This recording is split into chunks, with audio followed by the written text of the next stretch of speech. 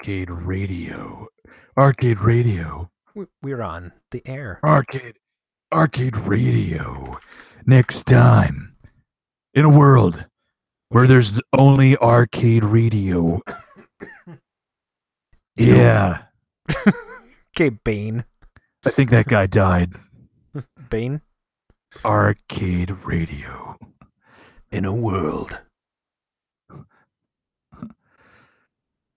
That's right. In a world of radios, only one man. Only one man and millions of radios. Where will he find love? In a world of radios, only one man. In a radio of worlds. Wait. In a man of radio worlds. Yeah, so Dan is going to join late. All right. Which one? Which Dan? Now it's confusing. Lucen. Our guest. Yeah. The other Right. Dan hasn't joined in weeks, so he doesn't exist. He's on ice. Okay. You know what? There's not a good way to drink wine and talk into the pop filter. I'm just pour the wine into the pop filter. Yeah, I need a pop filter that has like a sieve type of setup for me. And if anybody out there is listening and has some like bead on that kind of thing, let me know. That's the thing, right? When you have a bead on something. That's when your little aimer thing on your gun is pointed at something. Oh, there you go. Yeah. Good. That's the bead. I've been gone for 2 days, so now I've got to double check on my Craigslist. Let's see what's out there. That's a bunch of crap. The aimer thing. Oh, the aimer thing. Speaking of, somebody in my arcade search, the first thing that comes up is somebody for Big Hunting Ranch. The hell? Hey, Adam, who do you favor for the Super Bowl? Well, I'm obligated to hate Seattle. Oh, I didn't know they were playing. The Supersonics? No, Philadelphia. So you're for Philadelphia? No, I'm against them. I'm obligated to hate Philadelphia. Did I say Seattle? You did. Why did I say Seattle? You want to move there? No, I can tell. I don't. I'm obligated to hate Florida. But there's no taxes. Come on. How come I think like there's attractive people there apparently. Oh, I better turn this down. The new gaming thing is ridiculous. What are you drinking? Are you drinking with a straw now? No, I was sipping. So, here's the live stream. Oh, there's somebody in the Welcome, chat. Dave from Buffalo. Yeah, we got Dave and Mike Martin. Nice. Welcome to the show. Hello, Dave. Take your time. What the hell? Yeah. Dave, you have the best comment on the other show about saving money for Steve's. Well, that must have been the arcade hangouts. Okay. I was gonna say I don't think I would have read that on the radio. On the radio. I joined in for their hangout on Tuesday. I got kicked out because I have this show, and they felt that I was not worthy of being in their show since I had this show, which I think is a compliment to you. What's that? Thanks for kicking my friend Mark out of your show. That seems petty. I mean, I wasn't doing anything on Tuesdays. So I don't know what the heck, Yeah. Whatever. It's unfortunate. That's weird. I mean, there's such a dick waving contest in this world, in this arcade world, and I don't care. It's just we're all part of the same team, I mean, unless you're somebody that doesn't believe in my observation on something, and then I'm gonna get you banned. Are you talking? Wait, about that sounds maniacal. Are you talking about something in particular? Sort of. I was on Facebook. And then there's this guy that does this attention grabbing thing where he posts ads that are on Craigslist for like really amazing deals. But the problem is they've been up for a while, and you know that somebody somewhere has a deal, and he's going to destroy it by doing this because he does it on purpose. Yeah, and he's like, "I'll do that if I want," and I'm like, "Please don't." And then I got into like a little verbal fight, and luckily he was very abusive and used profanity, and then I was able to go to the moderator and get him banned. But I'm like, just don't, I mean, you know what? That if it's a small group, it's great. But if you're trying to like just attention grab, because all the guy could talk about was, dude, when I did that, it got so many views, and I'm like, who cares? Somebody somewhere is screwed and doesn't want to be. All right, this wine is strong. It's sweet, enhancing my. Yes, it's the truth serum, huh? Casey, yo, yeah. What's up in the chat, yo? That's my pre-show burp. I'm gonna add that to every show. No. Oh, so Dave from Buffalo says that we need Time Rider back on the arcade hangout on Tuesdays. How about you bring back Adam and me? We can like make a split screen, and we'll both be in like one box. That'll be awesome. That way we don't take up two boxes. It's a great idea. I would love to be on that show. I talked to them. I said I'd love to guest on that show. I think they were fairly inviting when I was at Grinkers. So. Oh yeah, I think you can get in. It'd be fun. And Dave's right. It's like cross promotion. Who the heck? Let's, we're right now. Listen to Arcade Hangouts. It's a great podcast. I've actually listened to it. I listen to it when, I'm feeling alone. It's can be a little rambly. What are you talking about? I don't know what you're saying because I'm not certain of what your point is, and so please, if you could just tell me what exactly the other thing that you're. The other thing I thought was really cool is there's a girl in there. Where? On the Hangouts? Yeah. Well, I mean, it's Carrie. I mean, she's not a girl. She's not. She's a woman. Well, no, she's a girl. She's a girl. Yes. A woman, a girl. Something we don't have on this show. Well, you're right. Although I think Bob's wife or girlfriend or something, she's involved in some way. Yeah. So I'm working on getting Retro Bitch on the show. Maybe next week. Retro Bitch? That's what she goes by. Okay. Oh my God, there's this girl named Retro Pickle. Everybody go follow her on Instagram. Super hot. Oh my God, she was carrying around a Nintendo Game Boy Color, and her hair is green, and she has a boyfriend, so it's okay for me to like talk about it since I'm not going to have any chance. But and I'm married. You're married. Oh, there's just a little detail. Married. Married. So do you know who Kat Despira is? Kat, no. Catherine Despira. She's got a little blog out there. It sounds familiar. Called Retro Bitch. Oh, okay. She her most recent article is about Todd Rogers, actually. Poor Todd. People are dragging him all through. I mean, he's dragging. I mean, dragging. Yeah, I know. Oh, I get it. Drag racer. What a They're drag racering him everywhere. It's okay, Todd. If you have to, you can always, resubmit new high scores. Unless you're banned, which sucks ass. I don't know. That's just sad. Well, he was banned. That's but what does that even mean?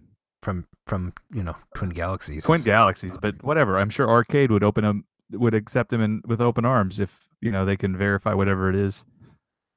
Yeah, I have a theory about that. Maybe we'll talk about that on the show if we discuss this article. Okay. Oh, I mean, there's that, and there's a video somebody made, and there's all sorts of crap. It's like people have no. What is this? What you do with your free time? That's right. You debunk. I guess. Well, it is one thing to landed on the moon. British 1500 checking in. Good old Ryan. Hello, mate. He's actually just like from Prior Lake or something. He's he's from Minnesota. I think he lives in Minneapolis somewhere. Not really sure. And then there's So we got Dave, we got Mike, we got Casey, we got British. I think Casey's wife's going to join in when we do the new segment today. St. Paul. He lives in St. Paul. St. Paul. Classy. Yeah. Very, very government-like over there. Well, it's almost 8 o'clock, so it's time for bed after that. Time for bed and some crumpets. Ish. That's the worst English accent I've ever done. It's time for bed and some crumpets. If I say crumpets, I have accent. Crumpets? Do you want some crumpets? I'll put them in your bed so when you go to bed, the crumpets will be there. Okay, thank you, Dick Dude, Van Dyke. I don't know what I'm saying. Mary Poppins step in time. Casey's folding his underwear and waiting for Dolly to put the boys to bed. Well, hello, Dolly. Hello, Dolly. I don't know the next lyric. So, should we get this show on the road? No. Oh, yeah. Okay, go ahead. Okay. Are you sure? No. Oh, no, go ahead. Okay. Here we go. Live from KOYR Studios in Minneapolis. Does that sound loud to you? No, it's perfect actually on my stream. Because this is really loud. Hey, Casey just called me Skid Mark Shields. That was my joke nickname. Oh, really? Yes. That's terrible. Skid Mark. My friend's name was Badass, and I was Skid Mark. Man, that's crucial. All right, here we go. Live from KOYR Studios. Wait, are we going or are we not going? Ahead. All right. Live do it. from Wait a minute. Are we going or are we not going? Okay, just wait for me to shut up and then start it. Live from KOYR Studios in Minneapolis, Minnesota. This is Arcade Radio.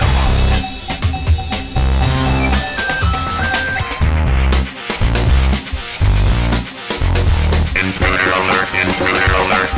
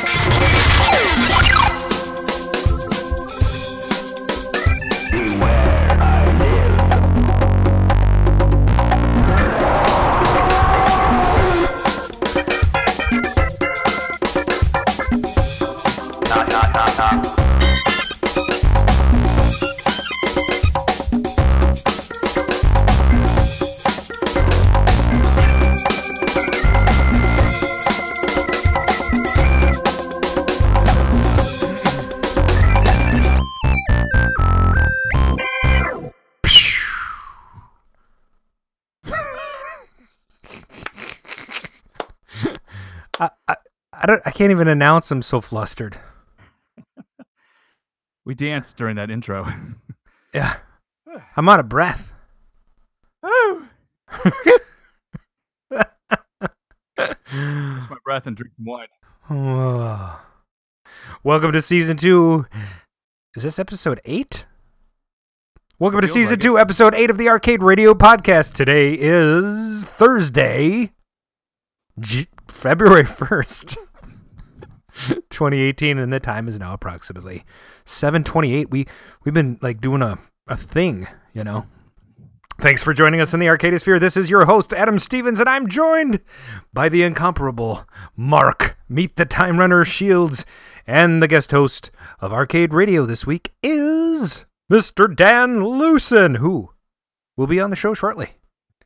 We're going to give him a call and see how he's doing. And if he doesn't answer, we're gonna call a payphone at the mall. All right, should we call him? Should we see what happens? Sure. All right, we'll just do that. So this. Oh wait, I forgot. There's no payphones at the mall. Oh, I almost left the call. I don't want to leave the call. I want to add a person to the call. Right? Here we go. Yes. So his number, for everybody who wants to know, it's 505-632. 86753. I just noticed there's a new song that has a number that's popular. Do you know that song? No, I don't. Now I want to call that number, but Probably like 5 months behind on that. Right. Oh.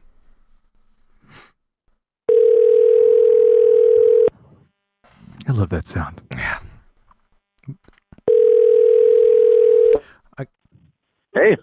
Is your refrigerator running? Just Ghostbusters pinball. All right. All right. You have Prince Albert in a can. Everybody, welcome Dan Lucen to the show. I don't know that one. So, hey Dan, how you doing? Good. Good. Unplugging the pinball machines. There we go. Oh yeah, so you have a Ghostbusters, huh? Yes. It's on right now? One of the many. What? Is it on right now? No, I just turned it off. Oh. How were you I doing? was on ball 2. It wasn't a great game. So it was fine. Yeah. Wow. Wow. So wait, what's your latest pin? Well, Ghostbusters and Rob Zombie both got here at this. Well, Ghostbusters, Rob Zombie, and Caribbean Cruise all got here at the same time after last year's show. Wow. And Star Trek. Nice. Yeah. Not the 70s one. It's the new one, right? The next gen. Yeah. Not the new one, the 90s version of it. My Oh. latest game, though, is like a Super GT dual cab. Cool. So, that is a game that was woefully underappreciated in the arcades because it's just not a great game and on coin drop. But I happened to work at an arcade where we all discovered how you actually play it, and it's way better that way. So it's nice because you can pick them up super cheap too. Awesome. So I got my dual cabinet, and I'm rebuilding the one that I'm leaning on right now, the right side unit, and it's going to look nice. And yeah. I got to finish this arcade sometime down here, you know? Yeah. That's cool. Wait, yeah, how many games do you have in your little arcade at home? In my home arcade or that I own? Oh, you have, wait, I didn't know. Tell us about both. Well, let's go with home arcade since I'm standing here. I've got 3, 4, 5, 6,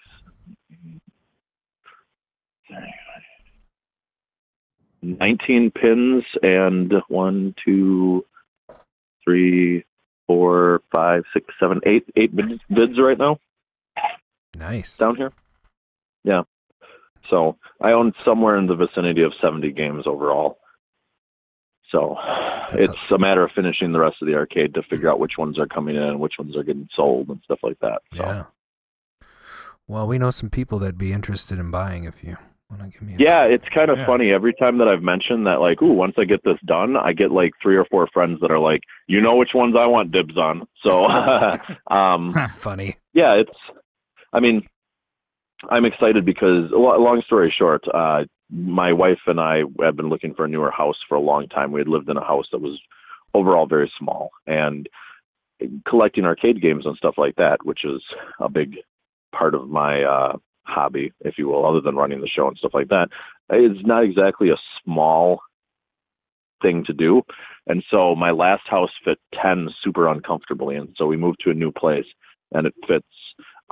Like I said, I think whatever I named, it was something like 28 just now that I counted. I can probably fit another 7 in, but I've got to figure out what now. And so I'm pretty happy with that number, but it's a duplex, so I have to kind of soundproof the basement better. And it's a really old duplex, so I have been surprised, I'll say, about some of the projects that we had to do. So, like, I've put in 3,200 and some odd pounds of mortar so far, me and a friend, to make it so that it's not having worms living in the mortar. That was a fun little exciting thing when I first moved in, because I was all gung-ho to move all these games in, and then it was like, wait a minute, I can't do it when there's life that's supported by the walls. No. So, little by little, I've been getting stuff in, and now it's a matter of kind of finishing up the ceiling so that it's actually more soundproof. Brick and mortar. Fieldstone and mortar. The house is from 1886. Wow. So yeah, it's an old Victorian. Yeah, and we love it. And the walls, not Victorians, Fieldstone. sweats a little bit when it gets wet outside, and like that's pretty normal with it. And when we got it, it was relatively dry and everything looked fine. But then I took a broom to it, and more to the size of my fist started falling off the walls, and I was like, oh, we need to fix that. And I mean, it's an amazing old house. It just needs a lot of different things. So like a lot of stuff has been done to it already. I've taken down walls, and I'm getting there. It's just a matter of like, I need to now organize a lot of my crap that is here itself, and then also figure out how to make it so that my poor tenants don't hear me playing Ghostbusters pinball at 10 at night, because that's kind of rude. So. Oh, so you own the duplex, and the tenants are on the other side. The tenants are on the first level. Oh, I see. That's a split. We're on the second and third. Yeah, it's a split like that. So I think in Wisconsin we just call them all duplexes, because when I bought them, other people were telling me that it was a split, but only my friends that aren't from Wisconsin, or at least not from the area. And yeah, I've heard of a split. Yeah, and that, like I said, that's what I heard from a lot of people, or maybe it's just me because I didn't do that much from duplexes. We kind of randomly came across this place, and we could afford it. It was where we wanted, and the space was right, and it was like yes. And so we've got really awesome tenants, and the basement here is 3 to 4 times larger than the basement that I had in my last place.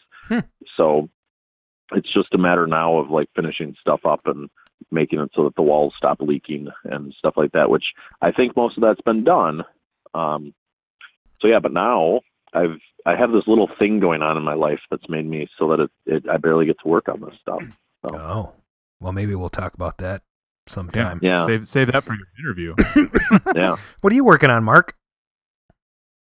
Well, I'm not doing... Okay, so today I've been busy. I had an arcade... It's funny, I went to Dallas, I brought my DeLorean, and then I did an event, and there were 6 arcade games there that a company, I think, called Go Arcade something Dallas. I don't exactly know the name. And it was interesting, what they had done with some, machines, and they were renting them out for a party. Anyway, so long story short, I finished that event, and then this morning I got in my car. My wife is like, "What's this green stuff?" It looks like ectoplasm, and it turns out my radiator, I snagged it somehow coming out of the building. And so I got, about 5-10 miles away, and then I got, I pulled into a place to have somebody look at it, and they're like, "Oh, your seam is leaking," and I'm on the radiator, and so then I got to have some fun interactions with people I don't know. The first one was where I asked somebody if they would tow me from Dallas to Houston, and they said $1,200. Then I hung up like pretty quick, like, "Oh, that's nice. Okay, no, bye." And then I hung up. Then I went and called the insurance company to see how far they could get me, plus, what else I would have to pay. And it's a 60-mile, freebie, and then everything after that. So that was $900, and I'm like, no bueno. I will not do that either. Now this is the DeLorean that you're towing? Just checking. Yeah, I have a DeLorean. 1981, 6329 is the VIN, so it's October somewhere in 1981, and it has have the gas flap. No, it's before the gas flap. Oh, it's after the gas flap, rather. Yes. See, I can nerd out with DeLoreans for a while. I love it. Yeah. So I'm curious. I have to ask this. Did you help? Did someone help you buy it from the arcade community? No, I bought it in 1999. Oh wow, you've had it for a while. Oh yeah. Okay. It was my first movie car. Very cool. Go ahead. I just had this funny thing where I had wanted, and I'll tell you why in a minute, a DeLorean for ages. I've been saving up. And last summer, not the previous summer, the summer of 2016, I saw on Facebook a enter to win a DeLorean at the DeLorean conference thing. And it was like $50 a ticket. And I was like, okay, I'm totally not going to win, but I need to know when the next one of these is because I want to go. So if I sign up, I know that I'll get the email. So that'll be great. And so I sent them an email and said, I'd like to buy one of these tickets. And the guy immediately replied and said, "Dan Lucen of the Midwest Gaming Classic." And I was like, yeah. What? And he was like, "I love the show. I'm up there all the time." And so he was like, "Yeah, if you're ready, I'll help you get one." So, yeah. So I was I was planning on buying one this summer, and then we happened to kind of randomly buy an electric car, and thus endeth my ever wanting another gas car. So. Oh yeah. Well, I mean, at least a modern gas car. I mean, that's the thing about those older 70s and 80s cars. My car had a radiator issue, but it's so blatantly obvious how to fix it. It is not. It's not like the computers. The computer on that is like the simplest PCB ever. Right. No, for me, it was one of those things where I was like, okay, well, because I went to a DeLorean conference up here with my son in June or July of this year, and that was where I was kind of planning on like making the first moves and figuring out which one I was going to get. And right before that happened, I was like, okay, I don't want a gas car anymore. I just want a long range electric. So I took my money and put it towards a Tesla instead. So. Well, that's probably really a good deal. Although, I mean, DeLoreans, as with pinball, appreciate over time. Right. And so I think that would be a good purchase on, it's something you could hand down to, the kids or whomever. But, yeah, no, I agree. I almost bought one in '99 myself. That was when I first started driving, and I literally bid on a couple on eBay. And my parents were not so enthused because at the time I was in college, did not really have that much money. And they were like, how are you going to pay for this? And I was like, if I win one, I will figure out a way. Don't you worry. And I never did. But yeah, to this day, my parents are still like, yeah, you have no idea how terrified you were when you were bidding on one. And they were only selling for like $7,000 or $8,000 at the time. And I was like, oh my gosh, that was the bargain. That wasn't that crazy. Days. Yeah, it wasn't that crazy. It even got cheaper like for a couple years after that. Yeah. And then after that, it's all through the sky. It's just, I mean, a broken down DeLorean now for $30,000 is like, oh, it's such an amazing deal. Yeah. Ryan, yeah, exactly. Ryan in the chat says that he'd drive a DeLorean, but he'd have to get the souped up engine plus manual transmission. Manual? Wait, did you say manual? Yeah. Manual's good. Yes. I thought you were going to say automatic. Almost all of them are automatic. Very few, maybe 300 or 400, maybe 700 are automatic. You have to really search for those, but I don't. Mine's manual. So I actually learned how to drive manual with that DeLorean. What's the souped up engine? Well, they make a stage 2 is what they call it, and what they did was they took crate DeLorean engines that had never been put in a car, sent it to a guy that does performance tuning, and then he experimented with it and found that if I put this this in the exhaust and this, I can increase the horsepower. And so instead of 130 stock horsepower, you get 200 horsepower as a result of those additions. And that's what I have. There was also just a few that they did as factory turbos, like updates once they got to it was dealer updates, I believe, that was like a turbo. Yeah. But they were relatively limited, and and then like the movies actually put in. I kind of think of them as real engines because that's what they were for that car, to make them drive better for the movies. I forget exactly what they were running on. No, they just had stock engines in the movies. The only car that had a weird engine. No, the third movie in particular, I know that they had used a different one to make it faster. I'm gonna have to call a stalemate there. But tell you what, I'll we can nerd out on this later. But this is the DeLorean podcast, right? It is not. So. Oh, so all right. I guess I'll drop it then. Sorry. As far as Back to the Future goes, I was married. I was about to say I was born, but no, I was married on October 21st, 2015, on the clock tower set at the back lot of Universal Studios. Wow. I was at Universal Studios last week. Jennifer Lawrence or Lopez, Hollywood.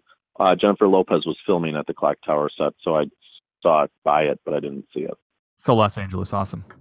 Yeah. Jennifer. Yeah, we had to get married before Agent Peggy Carter started filming, so we had to do it quickly. That place was really interesting.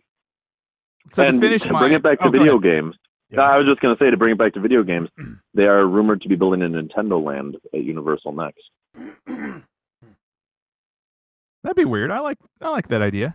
Nintendo Land. Yeah, with like a Zelda ride and a Mario Kart ride and stuff like that. It's So I used to work in the themed entertainment industry in multiple different jobs, including full-time professional type jobs. And the thing that's a weird trend in that industry right now is that they're going for interactivity with everything to the point that like things follow you around. And so it's very fascinating to me that Universal is now going toward putting Nintendo stuff in the parks. And like, it's also weird to me because I'm a huge Nintendo fan. And when I hear that, I kind of am like, okay, I'd go on that if I was there, but it's not something that makes me feel like, oh man, I need to go right away to see that. So I'm very curious to see what they pull off in the end to see, you know, is it going to be something that's going to push me to show up or not? It was actually my first time there. So is it something that will push me to make a second appearance?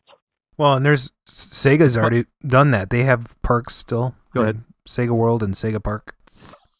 Right. What? Where? Japan. Yeah. Well, and they're United Kingdom, China, Australia. Just not here. Yeah. I mean, GameWorks, but GameWorks kind of started as little themed entertainment zones and has now just become more or less straight up arcades. Mm-hmm. So, because when they started, they had their own unique games, and like the one that was in Schaumburg, which is near Chicago, that we've teamed up with as the show in the past, had at one point a ride where you would strap in like into an actual harness and you would shoot on this big vertical screen different things, and it was like guys that were trying to shoot the balloons away from you, and if they shot your balloons you would actually fall, and so you'd float up as you would shoot the other guys up to like maybe 20 or 30 feet up, and then you'd fall back down. And that one I never saw, but the one that I did see, they had a House of the Dead environmental, which was crazy. You sat down on what looked like one of the doom buggies from a Disney park, and there was a screen in front of you, and you would shoot at that, and they had air that would spray you in the face whenever you got hit or something like that. So it would be real kind of startling. And then at points in the game, it would stop, and the game would be like, watch out behind you. And suddenly the whole thing would whip around, and there'd be a screen that would show up behind you, and there'd be zombies there to shoot. And it was insane. And I heard that there's less than like 50 of those that were ever made, and they don't have it anymore, but it was unique. It wasn't quite what the Sega Worlds are of the other places where they have actual roller coasters and stuff like that.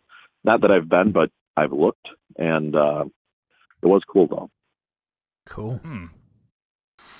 Okay, I'm gonna finish my story and say the way I solved my issue that the car wouldn't move is I went to U-Haul, rented a 15-foot trailer and an auto transport, a 15-foot truck and an auto transport rather, and towed the car back. It cost me like $160.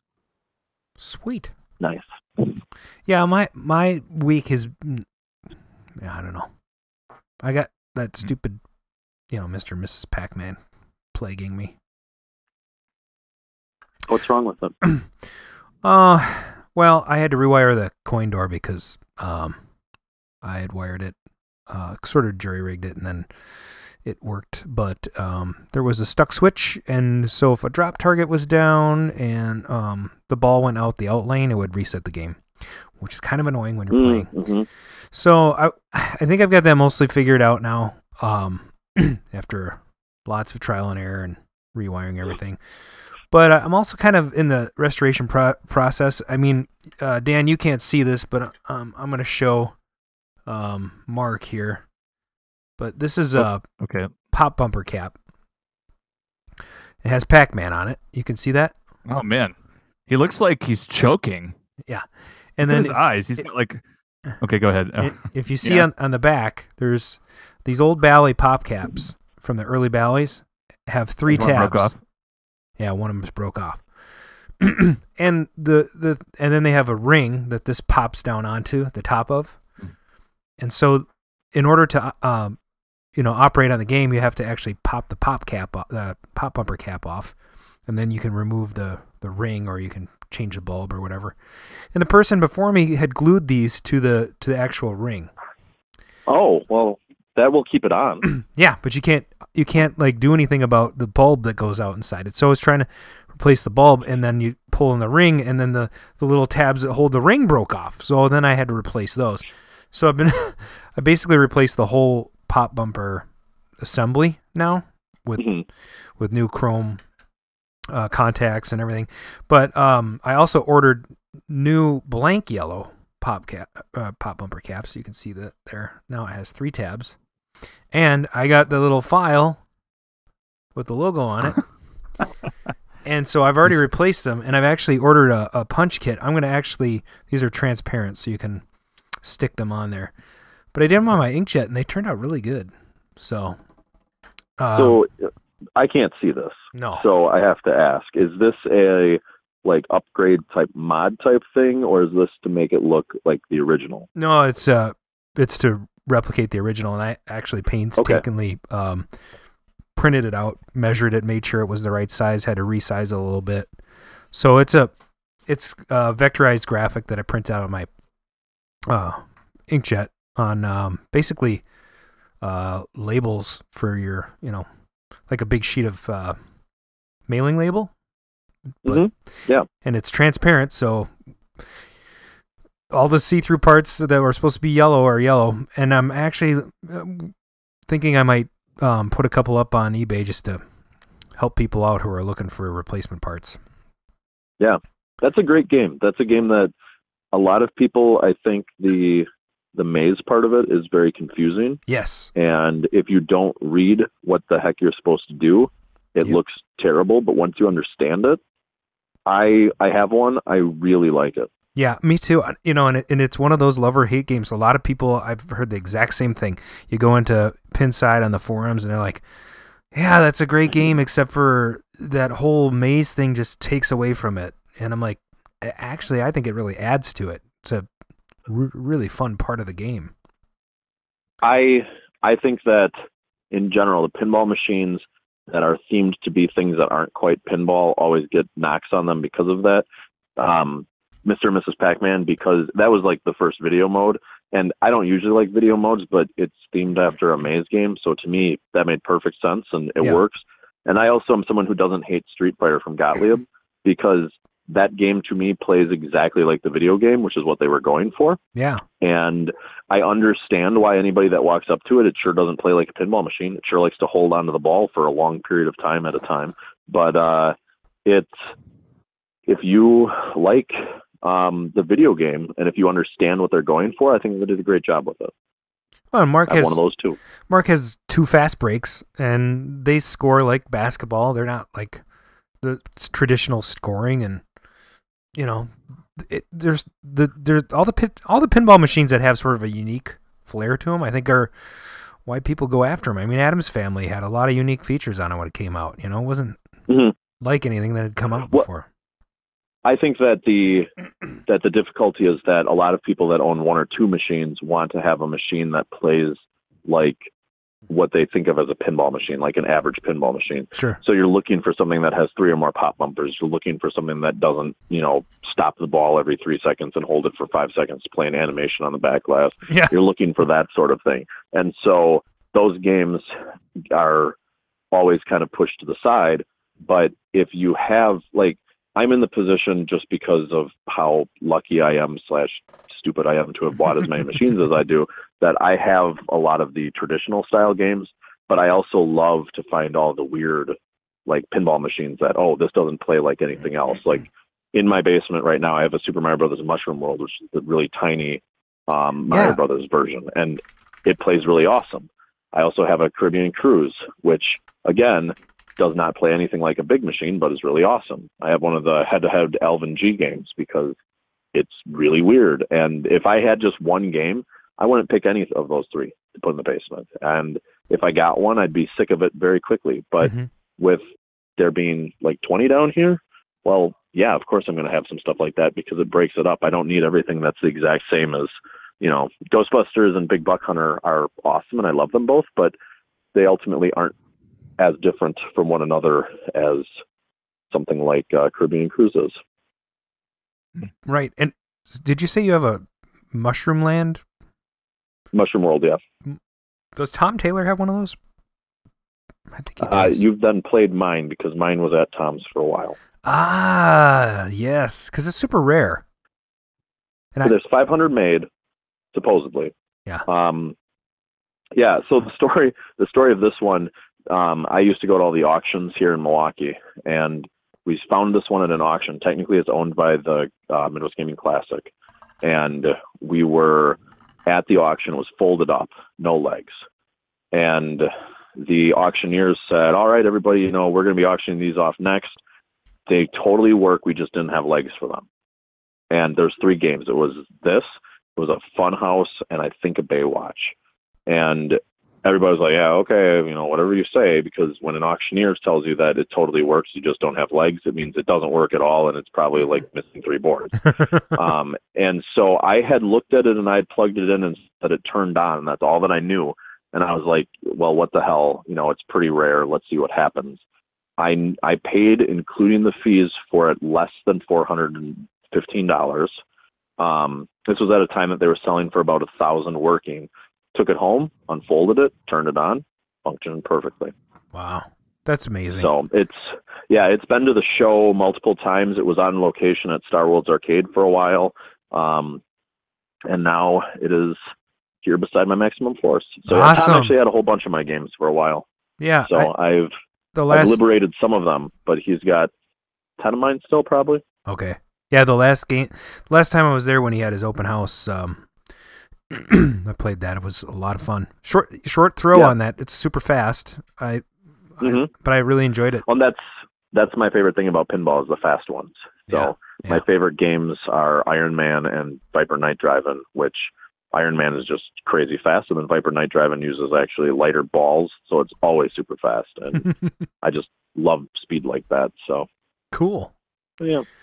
Were they in a war zone, or what's going on here?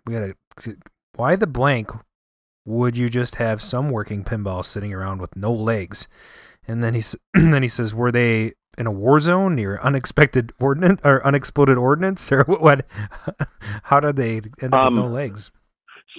This is a listener asking in. Here's the basic gist if you've never gone to an auction. And auctions, at least the traditional way of auctions, have completely dried up. The first auction that I went to was in probably 2000 or 2001. I bought a Cybernaut it's right in front of me right now, actually. And we went to that one, and the auctioneers, their entire goal is to convince you to spend more for their game. And that year we got these 2 and nothing really happened. But the second year I got a space station, and we got it because for the first Midwest Gaming Classic, back when it was called Midwest Classic in 2002, Cybernaut had broken. I didn't know how to fix it. Gary didn't know how to fix it. We had tried a bunch of stuff, but didn't know anybody at the time. And so we were like, well, we promised people there'd be a pinball machine. Let's get another one. And so the auctioneers were going back and forth and bidding on it and stuff like that. And we bid it up, and we had said $900 because the most that we had to spend was $1,000, and with their fees that would have been over $1,000 anyway. And they said, all right, 1,000, and 1,000 going once, 1,000 going twice, 1,000 sold. And then they pointed at me and they said, it was you. And I was like, no, I bid 900. And they were like, you need to watch what you're doing. You bid 1,000. Give us your number. And so that is how shady that they can be. Whoa. And I learned it. And once you learn it and you learn how to play the game, because you're often bidding against the person that owned the machine. And there's a lot of people that are like, well, that's not fair. But I also, after I started knowing people, would go and I'd be like, I'm totally going to buy that one. And they'd be like, yeah, you know, I was thinking the same thing. I'd be like, okay, well, what would you bid for it? And then we both say a number, and whoever had the higher number was the only one that bid. And so if me and a friend were both like, oh man, that Cybernaut looks nice. And I was like, I'm going to bid 600 for it. And he was like, I'm going to bid 700 for it. I would be like, all right, cool. I'm not going to bid on it then. And then if he got it for 400, more power to him. But so I never had issues with that, but the auctioneers often would get loads of stuff just randomly from buyouts. And so I bought a JAMA cabinet once from them for $10 that was not working. And it ended up having a working Bad Dudes versus Dragon Ninja board in it. And the only reason that it wasn't working is that the power supply wasn't connected. So you could find good deals with this because they didn't really know what they were getting, but they didn't have ways to store this and move this stuff around the country. And so these pinball machines were probably that type of thing where they had bought these from a location or whatever, put them on a truck, opened them up, brought them out there, and we're like, well, crap, we don't have any legs for this, and so let's sell them. And I swear that the guy probably had no idea if they were working or not, because they, like I said, they were always like that. Yeah. Where it was just kind of like, hey, we're going to get whatever we can for this. And they were very big on the people who were new, kind of letting them do their own thing. I actually, a kind of funny auction story. I have a Maximum Force cabinet, the light gun game. And when I bought that one, I was at an auction, and by this point I knew what I was doing. I saw it. I loved how the cabinet looked. It's a game that I really like. And I was like, all right, I'm totally going to bid on this. And so I started bidding on it. And I knew that I was bidding against the owner of the machine because you could figure out who owned it. And so we got up to, I think it was $350 for it. And I looked directly at the owner of the machine who was bidding against me on the other side of it. And I said, $375 is my final offer. So you can take it or take the machine home with you. And man, did he look unhappy with me after that, but I won the game. And his goal was, of course, they're going to keep me going until the last time. And that's what happened with the space station. That space station that I got was in absolute terrible shape. Is a game that today isn't worth the $1,200 that I paid for it. Yeah. And, I got completely boned on that. And I got boned on it because the auctioneers work with the people that are selling it to get the most money, because then the people that brought the machines get more money and the auctioneers get more money. And when you're selling to people that don't know what they're buying, you can't be overly angry at what you bought because you don't know what the market is. And back then, there wasn't websites that you could go on. This was 2000, 2001. There wasn't a website that I could go on and be like, ooh, you know what? Let me check to see what this price is, because no one knew. It was and you could get amazing deals. There were times that I was at those auctions and legitimately games would be selling for $50 totally working. Not pinball. Pinball was usually always the floor of about $200 for totally working. But man, if I knew now what I knew back then, I would have bought a whole bunch of the value games from the mid '90s and just thrown them into storage, because back then, legitimately, Twilight Zones were selling for easily $1,500 or less all day at those auctions, because we didn't have repair parts back then. And so once they broke, they were big door stops basically. And so no one had any idea. I was offered an Addams Family at one point for $1,200 from a friend, and I was like, nah. And that's what I paid for my Xenon. That would be a nice game to have. So doesn't Area 51 have the same cabinet as Maximum? It has the same cabinet, but it's different artwork. Yeah. So, and the board set in the Maximum Force that I have can do both games. Well, that's Area 51 is the more popular one. Yeah. But I'll probably get in trouble for saying this, but it's all right. When I was first starting to date my wife, I was in high school, and I was in I went on a trip with my parents to Disney World. And so I had to walk to a payphone, which, for those of you that don't know, if you're younger and listening to this, was a thing that you had to put a quarter into to make a phone call at a physical location that was still attached to the wall. And so the location for this payphone was just past the arcade at Disney World from our room. So I would walk through the arcade, get totally nervous about to call this person who I thought was really cool. And so I would stop at Maximum Force and shoot a bunch of terrorists and then call my wife. Well, now my wife, call my girlfriend at the time, talk with her. And then so that my mind didn't go crazy afterwards, thinking oh, you sounded so stupid, I'd go back and shoot a bunch of terrorists, and then I'd go back to the room. And so whenever I saw that game, I was always like, aw, that's the game that I remember playing when I first was falling in love, which is a really weird thing to think about with a game where you're shooting a bunch of terrorists. But so I always liked the Maximum Force art more because of that. My wife, by the way, absolutely hates that story and thinks that I'm a total nerd for it. So, but if you see my basement, it's pretty clear I'm a total nerd. So yeah, I'm all right with that. A lot of us are in the same boat as you. So yeah, let's move on to the news segment. What do you think about that? All right. Sure. It's the Arcade News with Adam Stevens.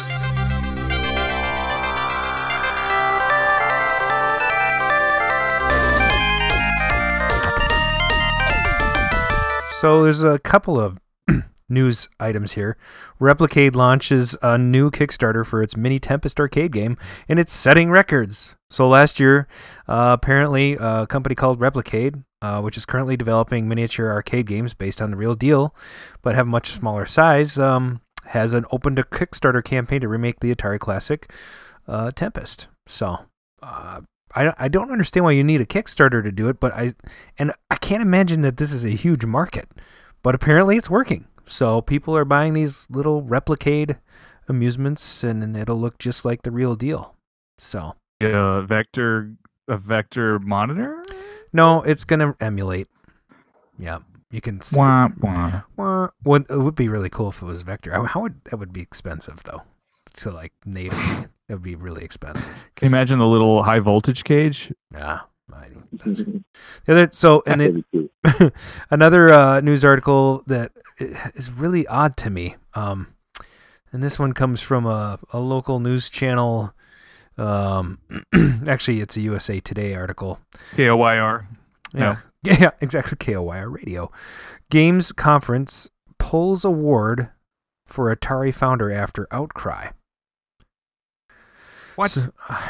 So a prominent video game industry conference is pulling an award for Atari founder Nolan Bushnell after online protesters pointed to the public examples of sexist behavior.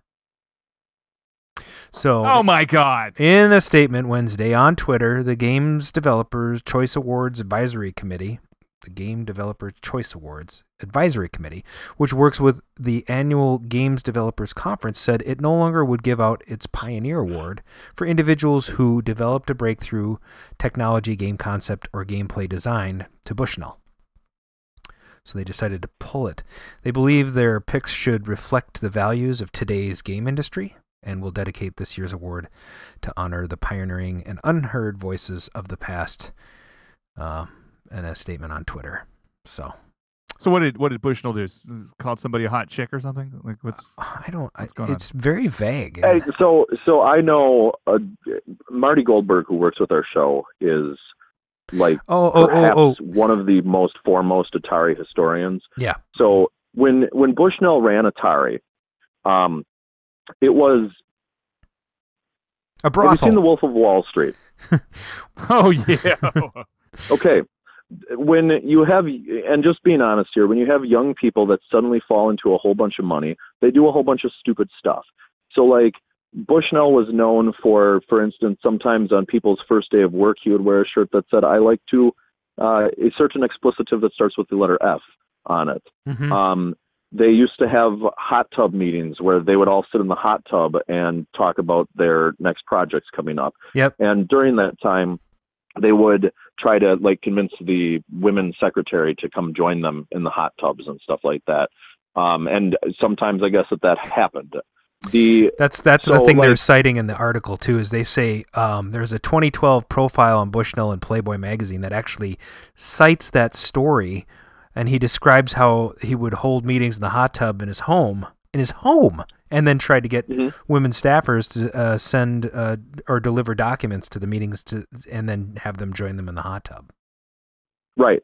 Which, like, so there's two sides of this, which one side of it is that I completely support the rights of anybody that would be in a situation to feel awkward and weird about it and not participate. Right. But the other side of it is that I'm at least personally someone who believes that if you are of an adult age that's consenting, I don't really care what you do as long as it's within legal bounds. And that's where this becomes difficult, is that none of, as far as I know, and I reserve the right to instantly change my mind on this if I'm ever told otherwise, but as far as I know, none of the people that were involved with this were forcing other people to do anything. They were trying to get them to do it. They had a ton of money, and so people were willing to do it because that happened. I mean, heck, I've worked at jobs where I know crazy stuff has gone on, where it's not about a ton of money. It's just because they were young and stupid. Right. And like, so to say that like, oh God, this is this terrible behavior.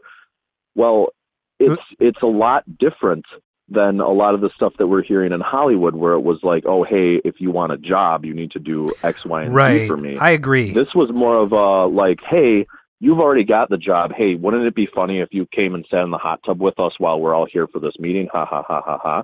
And wearing blue jeans in here. It's not like, what the hell, you know? Yeah, I mean, like, so I don't know. It's tough. Bushnell, I will tell you from what I know about him, I don't know him, but what I know about him is that he's not the greatest guy, and he's weird, and he's very egotistical. And again, it seems a lot like The Wolf of Wall Street to me, where that guy was egotistical and full of himself and did a lot of blow and had a lot of girls. And the fact, though, is that in The Wolf of Wall Street, he was doing that to rip other people off. And Nolan Bushnell was doing that to make people happy through games. Yeah. And it's hard for me to judge someone who is doing that when, as far as publicly is known, everybody was consenting. I think everybody that is in the position that, say, I don't know, Nolan Bushnell or Steve Jobs or other people like that, I think at some level there is some level of narcissism. There's some level where you feel like you have made it, and therefore people should. I don't know if you even consciously know that you're commanding. You want the respect of other people. At the same time, you know, he's exercising his power. So some of that I get. Maybe the hot tub parties weren't a great idea, but again, it was closed doors, and they invited that person. They probably full well knew it, and it's not the same as the Me Too thing.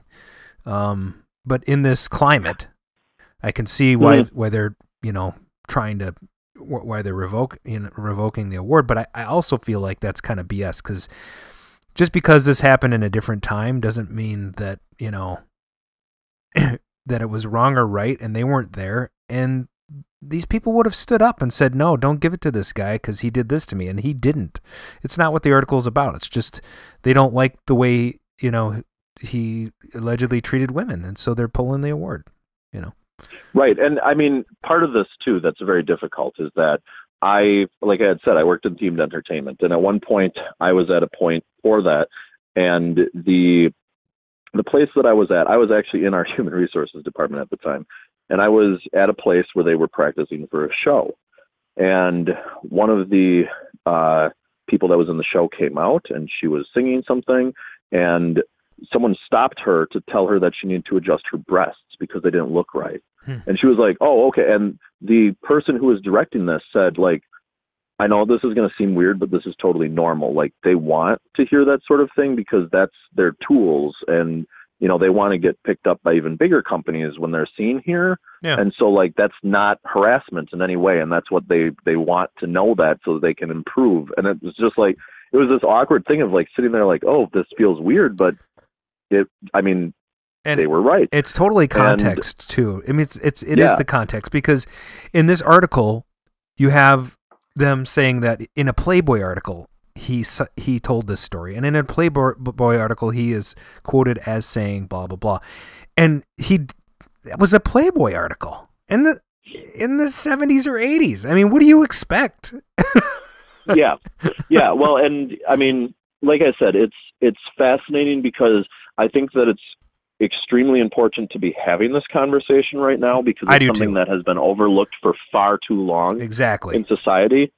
But there's this tough point that we're having to get to of figuring out, like, well, what about the context? Because I mean, like, if you decide that you're going to go to your job tomorrow and you're going to have a hot tub meeting and try to convince people, like, I can't imagine doing this in my life, no. But you're going to try to convince like other coworkers to hop in the tub with you. Mm-hmm. But if everybody's on board and nobody's offended with it, right?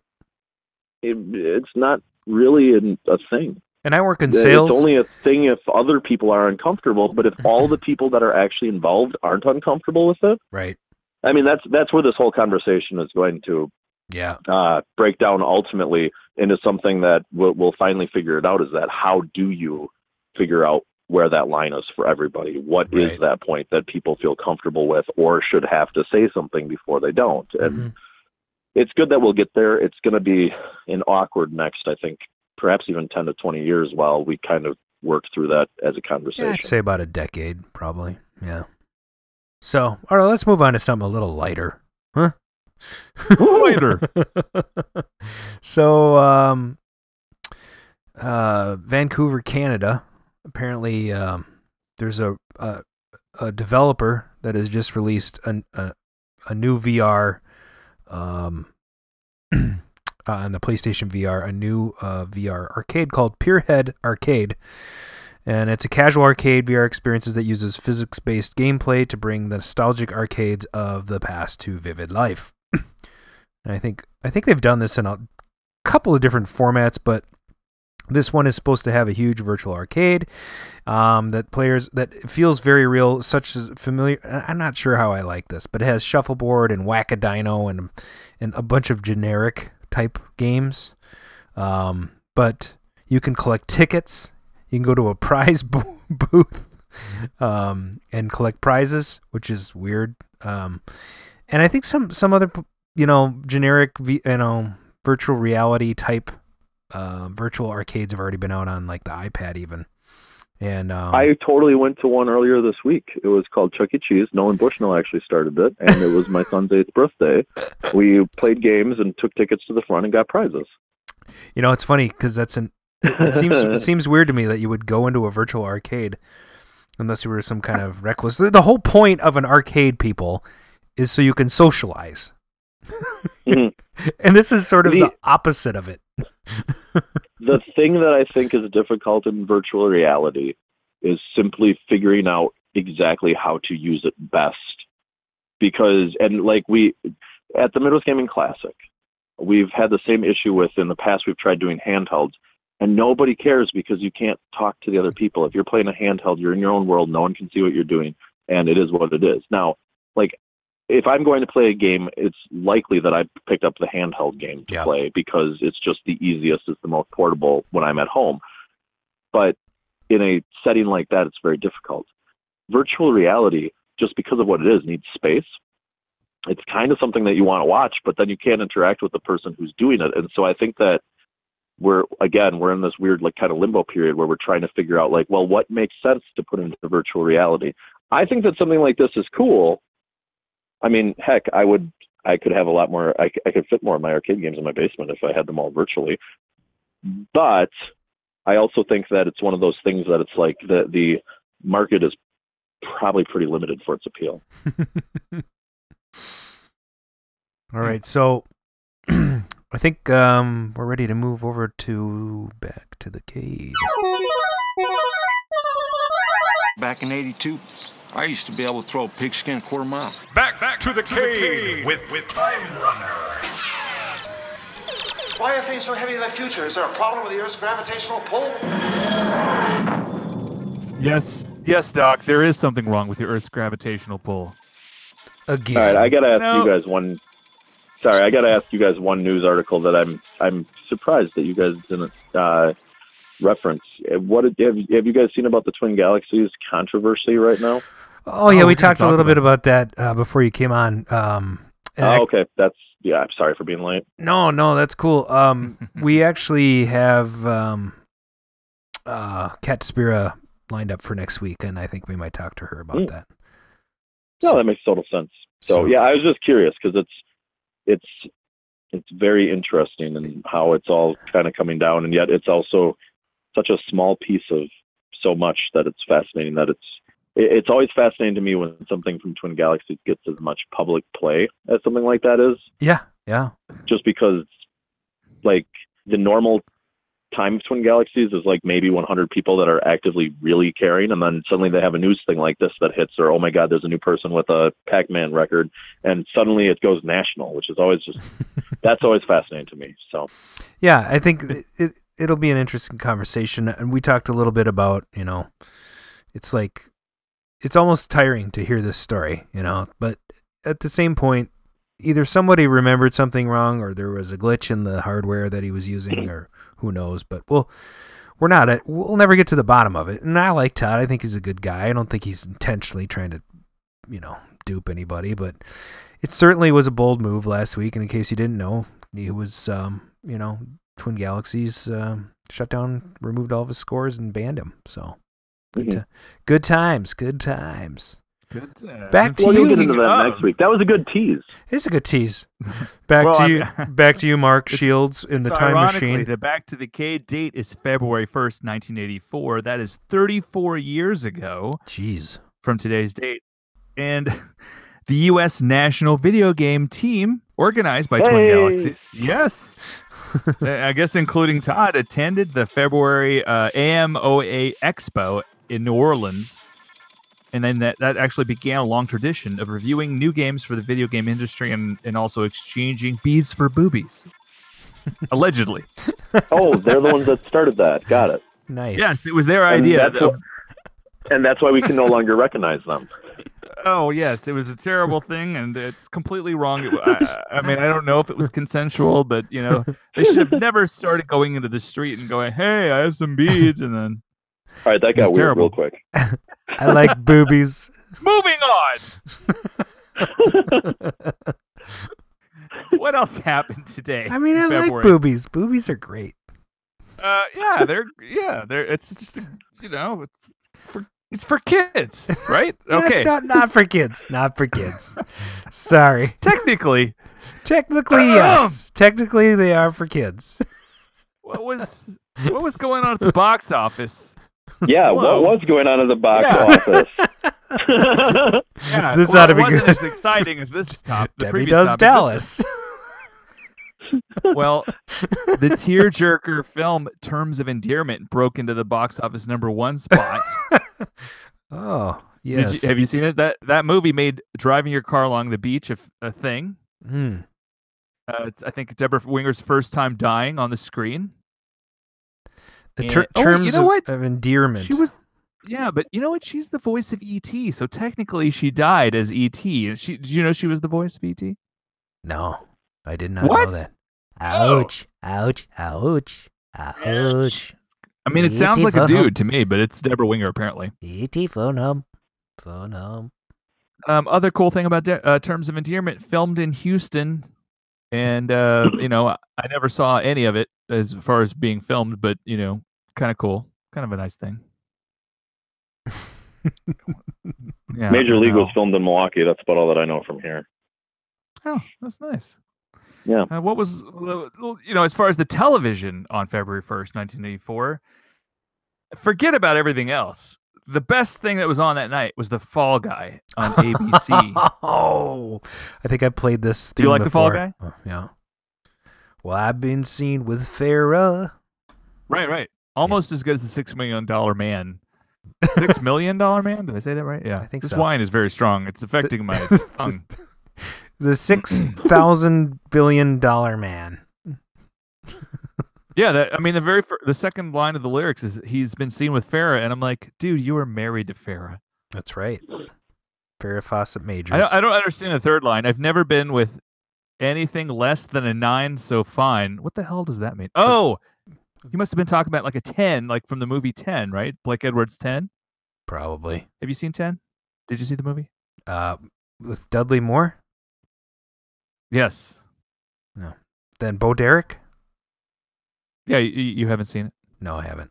But I know who's in it. You're a liar. I think there's boobies in that movie. What? Oh my God, that was the first movie. Oh man, everything is about wow. Okay. Yes, it's a big. This is the booby show. I think. Yes, I don't know. Wow, that I picked the right one to join. Apparently, that's awkward. Hi, I'm here to promote our family show. I mean, we're wearing pink ribbons today, so it's okay. The audience mostly for this show is people that are our age. So we, it's a family show, but we also like to go to it. So I'm bringing my family. I'm bringing my whole family. We like to have you come to it too. So what do you got? What else you got going for? That's it. I think I just skimmed past everything else. I have a new. Don't look in the chat. Don't look in the chat. Oh gosh. What are they? Oh, they revoked our award. Arcade Radio's award. That's a shame. Revoked. Oh my gosh. Good. I didn't want it. Okay, here we go. For any more podcast shows? I'm sorry, podcast awards. Yes. Yeah, I think awards no, but shows yes. The one show that Casey's wife decides she wants to compete on, and we're Okay, let's get to Dolly's segment. We're ready. Okay. Play the new bumper. Okay, here we go. Hello and welcome to What's in the... What's that? Here we go. Hello and welcome to What's in the Juke, the awesome auditory appendage to Back to the Cade. In this game, it's your turn to play along in the chat as your host, Mark Shields, plays samples from the top 10 songs featured in today's segment. So open your ears, turn on the flashlight in your brain, and get ready to reach into your long-lost lyrical libraries to guess what's in the juke.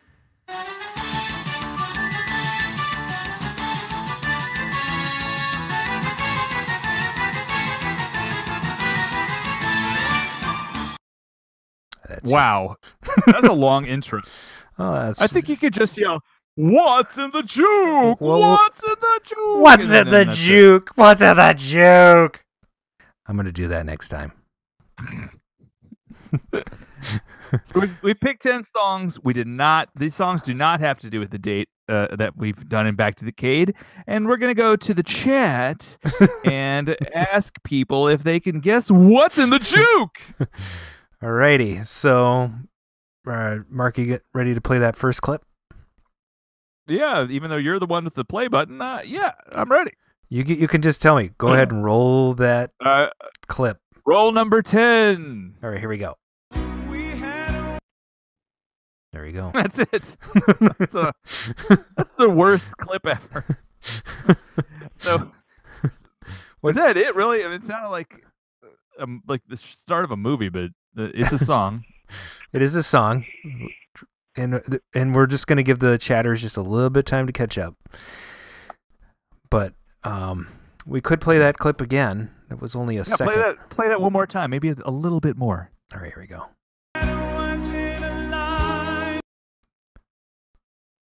Oh, that was a little bit better. I feel sad about this because I could sing the rest of that song. I have no idea what it is called, but I could sing the rest of it. I don't know that I should have just admitted that. I probably just turned a few people away from coming to our convention, but that's all right.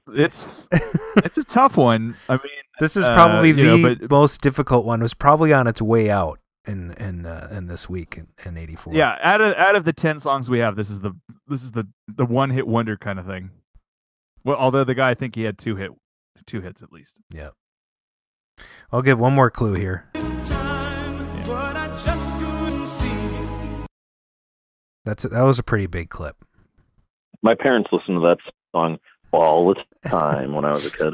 I'll give you 2 more hints. Oh, here we go. Oh my God! Dolly's got it. Dolly? Peebo Bryson is the right artist. If you're, if ever you're in my arms again, boom. That's it. Oh my gosh, we got to get them live. Yeah, I mean, not the song, but we should do a call-in segment and then have people listen to the clips and they could go against our guest. It'd be fun. All right. Oh, let's move on to the next number 9. All right. You think that was was that a clip? It just sounded like the CD broke or skipped or something. You watch. I mean, we played. Okay, I'll do that again. Pretty obvious. Yep, She-Bop. Oh my God. Oh my God. Yep, She-Bop. Cyndi Lauper. That's right. And who got that? Was that Casey or Dolly? That was Kelsey. Wow. No more plays. He wants one time only. British also. But Ryan got there a little bit afterward. He roller skated to that song. Nice. Okay, here comes the next one. I love that one. That's such a good one. No more plays. I get one clip and no more plays. That's it. Yeah, and here we go. Dave from Buffalo. Dave Buffalo got sunglasses at night. Well, yeah, he did. Yes. Corey Hart was the full answer was Ryan this time though. Play a little bit of that if you could. Okay. Oh my God, I love this. It's the stereo, it's that stereo effect.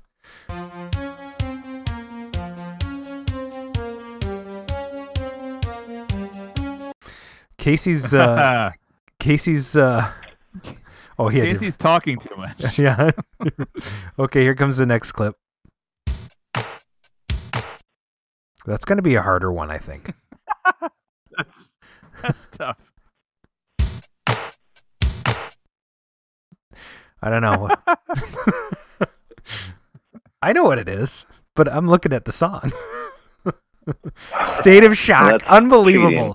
Unbelievable. Casey Relford, State of Shock, Jackson's. Nice. And Mick Jagger. He got it 100%. Yeah, Okay. he definitely knows these. This is interesting. This one has a very similar beat to this one. It's just like the reverse of it. There's their next clue. See if they got it. Oh, that was our next clue? Yeah. I thought you weren't supposed to replay them. You were supposed to sneakily put that in there and then see what they got. That's true. Well, Casey was like, No he replays. doesn't want us to replay it, but I think it helps if we play the. Ooh, no, we got it. That is the incorrect answer. We have Dan Hartley. That's not correct. Close.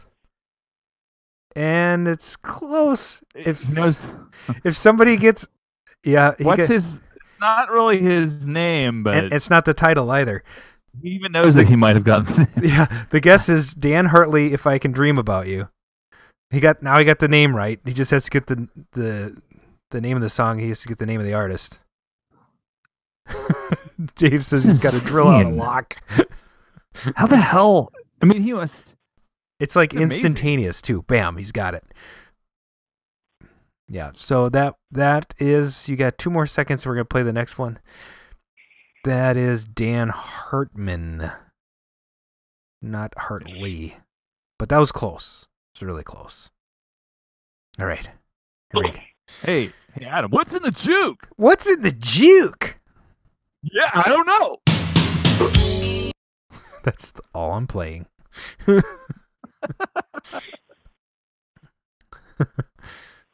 Next on KRY Studios. You know what? Ryan thought the last one was Sheena Easton, and that's pretty funny because it could have been. It was close. Yeah, they were very similar. That little drum beat in the beginning. Oh, and Dolly thought it was Strut also. Got Casey, got it again. Missing You, John Waite. Missing You. Ryan got it right after him. These guys can't type fast enough. They're like, oh, what do I got? Okay, here we go. One more time. What's in the juke? What's in the juke? Oh my God. I was even talking. You know, there's a beautiful moon outside tonight. Yes, it's the day 2 blood moon. Super moon. Yeah. When of Doves course. Cry. Casey. Or should we, this is a little shameful. Oh, by Ingabert Humperdinck. You know, Super Bowl is going on this week. A lot of Prince events going on. Yep. Ryan gets it. Prince, When Doves Cry. He said the correct artist. He said the full title and an artist, yes. I think Ryan's got 2 points now. Casey only has like 12. So the next clip. Ooh, that's hard. That's what she said. This is going to be a hard one. Maybe I should play it again. No? Sure. Yeah, Ryan there could be a lag between the listeners. That might not be exact, right? We'd have to do a call-in where they call in.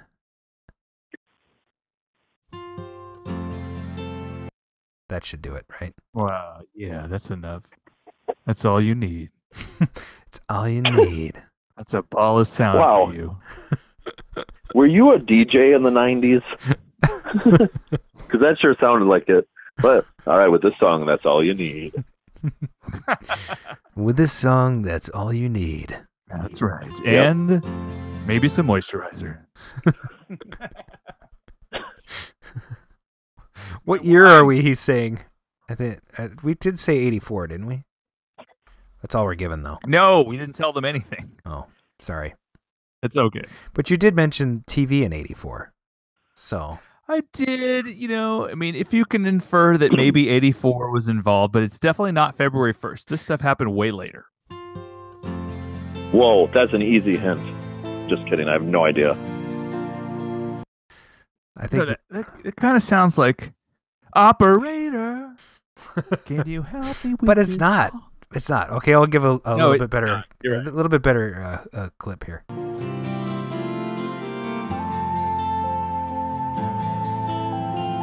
What instrument's that? I think that's a keyboard. Nope. Oh. Nope. Okay. See if anybody else gets it. That's a tough one. Sir Tuck on You. Stuck on You. Something by Air Supply. Lionel Richie. Nice. Casey got it again. All right. All right. So here we go. This is going to be way too easy. Next one. Oh, yeah. Oh, I almost played the wrong clip. Here we go. That's it. Ooh. I love that. That's like the best noise in a song. Whatever that little flute thing is. Yep. Dolly got that last one. So Dolly's got 2. We got Tina Turner. The artist is correct.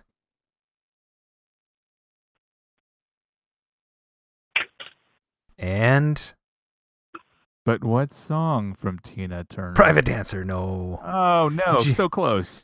Georgia A little bit Gamer more. was really close. What's Love Got to Do with it? Tina Turner? Ryan got it. Nice. All right, Ryan. Way to pull one out there at the end. It's just a tight match. Okay, here we go. The last clip, the last clip, I just don't even know what to do here. Yeah. If you don't know this one, I mean... I mean, that's really all you need. Georgia Gamer was so close. He had the... Private Dancer might not even be the right album. It might have been the album afterward.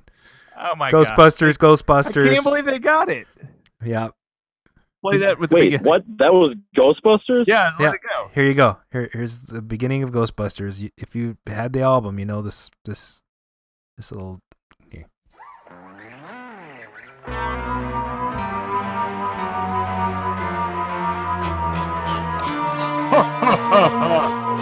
Okay.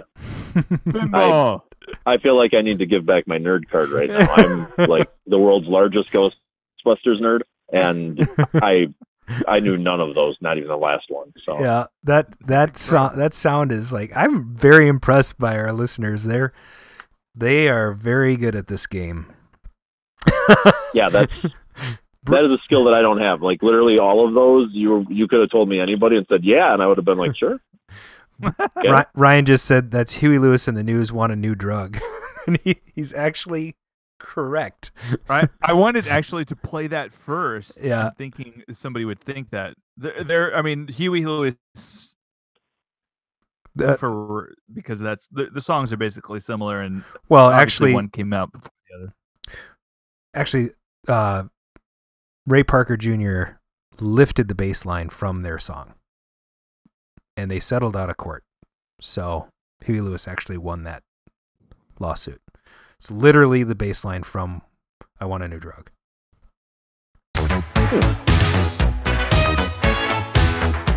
I want a new drug. So that's the, not the melody, the bass line. Dun, dun, dun, dun, dun, dun, dun. So then if you do "I Want a New Drug,"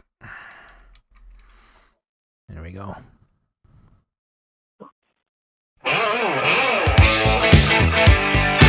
It even started with a riff on the guitar. Yeah, that little. That's some bullshit. Yeah. I'm sorry. So it wasn't just that they played it; it was that they lifted the actual track. So yeah, but it is the bass line from that song. They used it as the back bass for Ghostbusters. Right, right. And then they got sued, and they were like, "Okay, we'll pay you money because we made a ton of money on the single." Sorry. Sorry, we took your stuff. Didn't tell anybody. Not like that didn't happen for 10 years to come. Right. So that was Back to the Cade. That was Back to the Cade. It? And no, that's Back to the Cade. And what's in the juke? We're over there. Is there any voicemails? Yeah. Let me just check. Voicemail. There is one voicemail. You would never guess who it is, though. Your mom? Nope, she didn't call. Not today, anyway. I think it's Bob. Pretty sure it's Bob. That guy calls here a lot. I don't know what to do about it. Should we play the voicemail? Yeah. Yeah. What do you mean? Yeah. What are you doing? You going to the bathroom over there? What? No, I was just, getting some experiencing the room. Huh. Well, let me just relaunch the soundboard because it just died. And I can't play the voicemail without it. Is Dan still here? Yeah. Oh, good. Dan's still here. He's just waiting for the... Okay, gotcha. I don't have anything to say about the voicemail, and I'm still stunned about this music thing that I know nothing about. So, I'll just sit here and think, holy crap, that was actually the start of Ghostbusters. I had no idea. So here we go. I feel kind of salty. Hey, RcadeRadio Chicos. It's your buddy, Bob Zarzadek, control panel expert. I'm calling from a helicopter. I just got airlifted on that drone ship that I was trying to live on. Apparently, they don't take too kindly to stowaways, especially when they're trying to land one of their, rocket thingies down here. So, anyway, they pulled me off. They put me in one of them bondage papooses. It was great. It was awesome. Let's see. What we're going to talk about tonight is, is there a game that any of you really, really want, and you would spend money like, 1,000 Federation credits? Oh, wait. This is Earth, right? Yeah, sorry. Sorry, I'm just getting used to your Earth money. I meant the dollars. Your dollars, yeah. You can spend, whatever. What's that game that you get? It's going to be the top of your list, but, you need to spend some money. It can't be $100. All right, you guys discuss this. Thursday deck out. I don't know how to hang up the phone. Always That's a treat. Good question. Always a treat. So let me get this straight. We have $1,000 to spend, or more than that? I think he's asking what game do you want, and money is no object. Money isn't an object. At least Earth money is no object. Right. According to him, as long as Federation, it's not Federation credits. What is Federation credits? If you're talking about Star Trek, they didn't even have money. It sounds like a Rick and Morty type of reference. Actually. I see. Yes. Yes. Quite right. Aren't those guys supposed to be like Doc and Marty? It's Rick and Morty, same thing. God. Rick and Morty. Brick and mortar. Brick and worms. Right. So, Adam, how would you answer that question? Oh boy, any game? Well, it has to be the one that you, if you had the chance, what is it? And money is no object. And I don't already have it. Yeah, you can't already have it. Correct. This is difficult. You put me on the spot. I'm the first person that has to answer this question. Yes. Yes, I'm listening. Let's see. It's the first time you've heard this question. It's funny though, because I have a couple of the games that I really, really want to. Okay. Oh, okay. Money is no object, just off the top of my head, and I probably could change my mind at any given moment. But, I think I would really. I'm gonna have to go and work to arcade video game, right? Not, or it doesn't matter, pinball or arcade. Yeah, he didn't specify. Can we do one of each, like one pinball, one arcade, one video arcade? For you, yes. All right. Well, I really want an Addams Family. I love an Addams Family. Okay. They're just harder to come by these days, and I used to play one in the Commons at my college, so I do have a nostalgia for that game. And I think I've just kind of put it out of my head because it's kind of expensive and it's not unattainable. It's just I don't want to spend that kind of money on the game. So I'd love that. And then I also, I think I'd have to, like a fully working Star Wars cockpit with an amp in it. Wow. Those are my two answers. That's heavy. What about you, Dan? Oh, you're just trying to give yourself some more time, hey? It's a tough question. It's a tough question. I'm on to you. I actually can answer so a long time ago when I first started collecting arcade games, I made a list of all the games that I was interested in and like the games that I wanted and stuff like that. And the only one that is still sitting out on my list is I really want a pair of Rush 2049s. Ooh. So they're not crazy expensive, but man, I loved that game in the arcade so much. Local guy here, Chris Rhodes, has a pair of those. He bought 4 of them with a guy here, and they have them split up. But they might go for sale. If you are interested, I could talk to him. Let me put it this way. I don't know where I'd put them because I'm already 40 games over my basement limit right now. Sure. So if I can figure that out, I'm very interested. But like Super GT is kind of an issue because the head-to-head racing is almost never done on it because it's so difficult that you become good and then you can just whomp everybody and then it's not really fun. Yeah. But it's a dual cabinet, so I kind of feel like I have to keep that down here, and I absolutely adore that game. Yeah. And so, well, he's Rush got means another 2 places, and I don't know if I can get rid of more pinball machines. And I actually am at the point in my life with pinball that I have all of the top pinball machines that I really want. You know, so the only game that I would be buying would be one that I would then flip and sell, and I don't think that was the point. There's a funny thing now that I said Addams Family. You know, there are a lot of solid state games that I'd really like Firepower and I'm sorry, was that correct? Firepower, was that right? Firepower's a great game. Yeah, and then I'd also like an Orbiter 1 because it's weird. Yeah, I have one of those. It's not something that you want to play for very long, but every once in a while, it's really cool. Yeah, it's just weird. It has that sort of magnetic play field, and things go in weird spots, and the ball is unpredictable, and it's just kind of weird. It's a bowl. Yeah, it's just it's weird. Like a bowl, and then so it's not magnetic. It's a bowl with a spinning bumper in the middle. And Space Shuttle. Yeah, have you played the one at the show?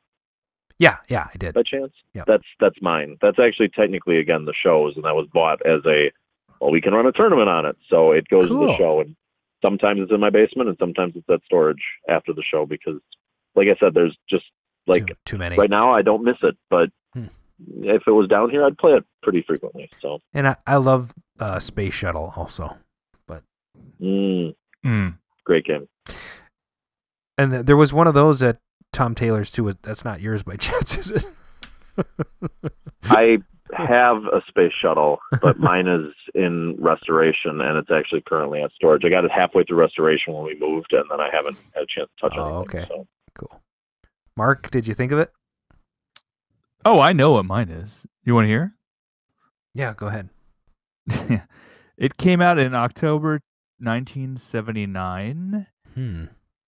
Vector Beam's Warrior. Vector Beam's Warrior. Oh! That's that one where you have the little swords and they spin around. Yeah, and there's like holes in the area, and you could fall into it and die. You know who got one of those last week? What? Brian. No. Yep. Brian always gets stuff. I know. He got one. Yeah. Well. Yeah, I've wanted one since the first time I went to Screamers, and I love it. It's a great game. I mean, in second place probably might be a Tron's environmental disc of Tron. Oh but yeah, that's a good game too. Yeah, it is good, but this Warrior game is so unique. I mean, how many games are you, a night really? I mean, I guess in Joust you're a knight. Maybe? You know what? It's interesting about Star Wars too. Star Wars Cockpit. I don't know if you played it in recent years, but if you sit in that thing as an adult, it's not very comfortable. No, yeah. The pole position cockpit's way more comfortable, and it's strange how Atari made both. Yeah, but the Star Wars Cockpit is cramped, and it kind of hurts. And I remember, like as a kid, thinking it was so cool. Because you were like itty bitty. Yeah, but I fit in that, and I think maybe they shrunk that. Well, I don't know. Lucas was in it, and maybe I just got bigger. That's the problem. But it's just not that great of a. It's not comfortable, really. So maybe if I had a custom one, with a nice cushy seat. A double size, a double X. But that was so cool. I mean, any environmental game where you got inside of it, Missile Command. Oh yeah. Oh, I forgot about Omega Race, the cockpit. Oh. I changed mine. I changed mine from Star Wars to that one. What? No. Yep. Okay. Yeah, I could see that. Because it's way cooler. Okay. Now that you're talking about environmental stuff, that was really cool. I don't know that I would put this ahead of Rush for me because I don't know that I would want it in my basement very long, but I really want to just sit with a time traveler from Sega, the 3D thing, for like ages and play it and just play it through 20 times. Because, man, did you guys ever get a chance to play that one in the arcades? I played it once. That's the one. It's got that big. There was one at the show. It was broken. Yes, it was broke. It worked. It got to the show. It stopped working. Oh. The guy took it home with him, turned it back on. It worked. So, yeah. Weird. It was like the one thing that I was planning on playing. There was an arcade around here that got one, and I remember going for a friend's birthday party, and we were just like, oh my God. And we all put in, it was 50 cents. It was the only thing that was 2 tokens. We all put in our 2 tokens, and we couldn't figure out what the hell to do at all. And like, just we're still blown away, and all of us felt like it was the greatest game, even though literally no one got past the first screen. It's like a Dragon's Lair type thing with 3D people without backgrounds, basically. And I would love to play through it and try to figure out what the hell they were thinking. Yeah. Well, that game is, I mean, it was revolutionary. I mean, and it was like one of a kind. No one ever made anything like it again. Yeah, there was a second board swap that I think that they made, and they made like a fighting game for it. Yeah. But that was it, and then it was done. It's kind of, the way of the laser. Just, it's same company. Turns out they're not so great for arcades. No, apparently not. Yeah. So I think we're ready to move on to the sort of formal interview here. Oh, God. Okay. Which is funny. I'll have to see what I can not unveil like Bushnell did, Oh, boy. Wow. Well, we have a new intro for you, so here you go.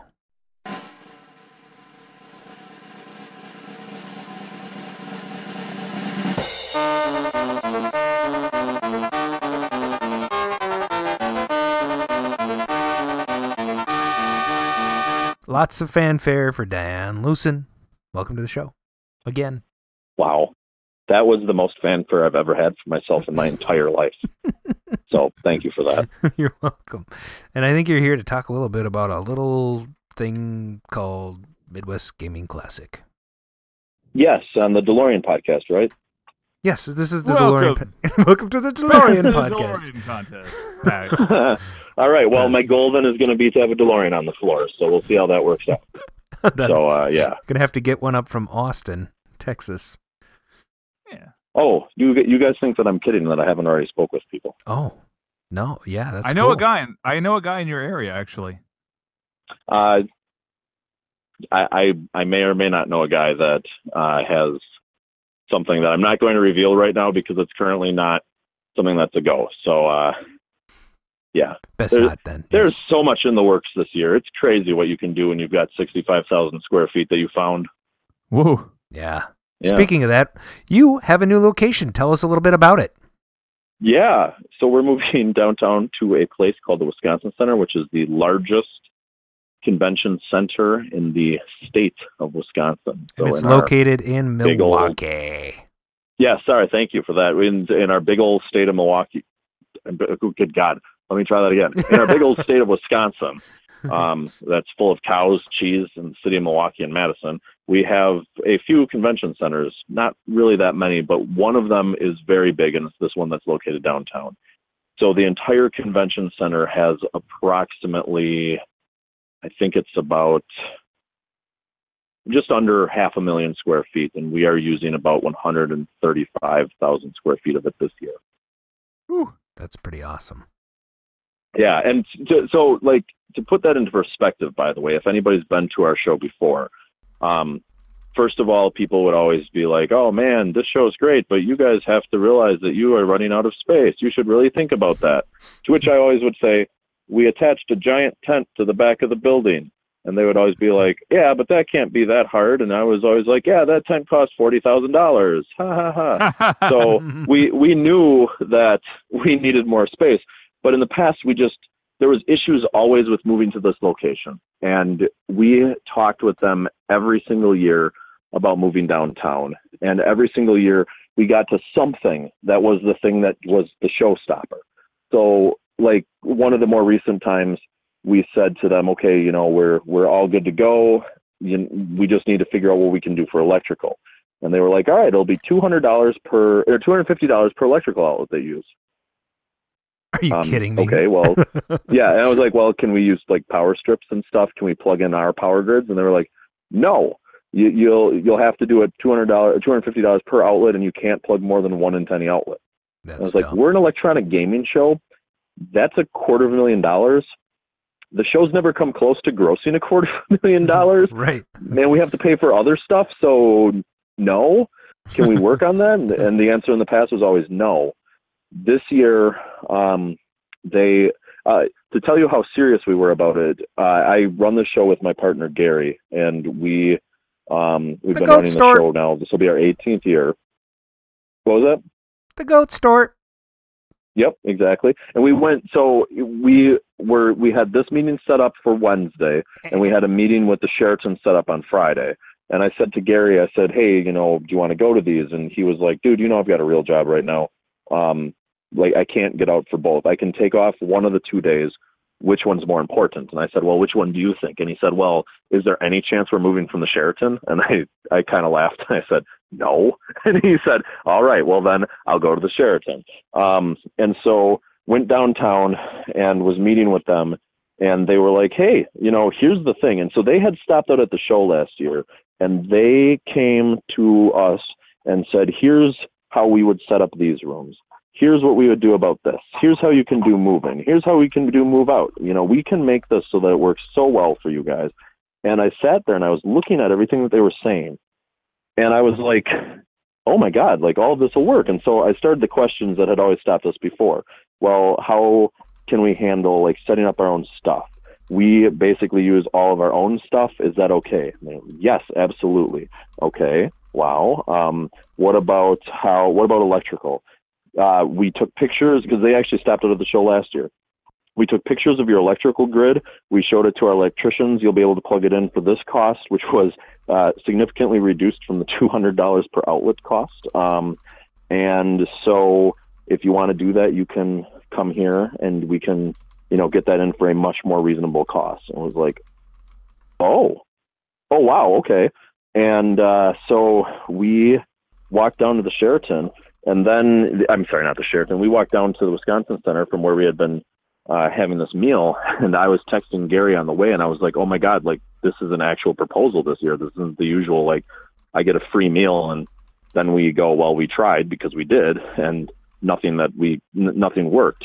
And they got me there, and they started walking me through, and they had looked at absolutely everything with our show, figured out how to fit it, and figured out how to make it so that it would be effective for us in the way of like affordability. And we're pumped. I'm a little overwhelmed right now, but I'm literally, today is the first time that I felt like, okay, we're getting to the point right now that this can really come through and we can make this happen.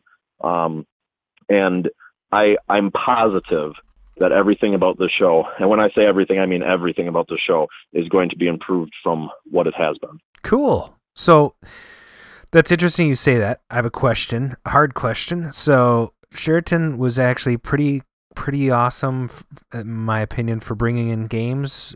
Easy to park, easy to pull up, lots of people able to jump out of the cars and help you.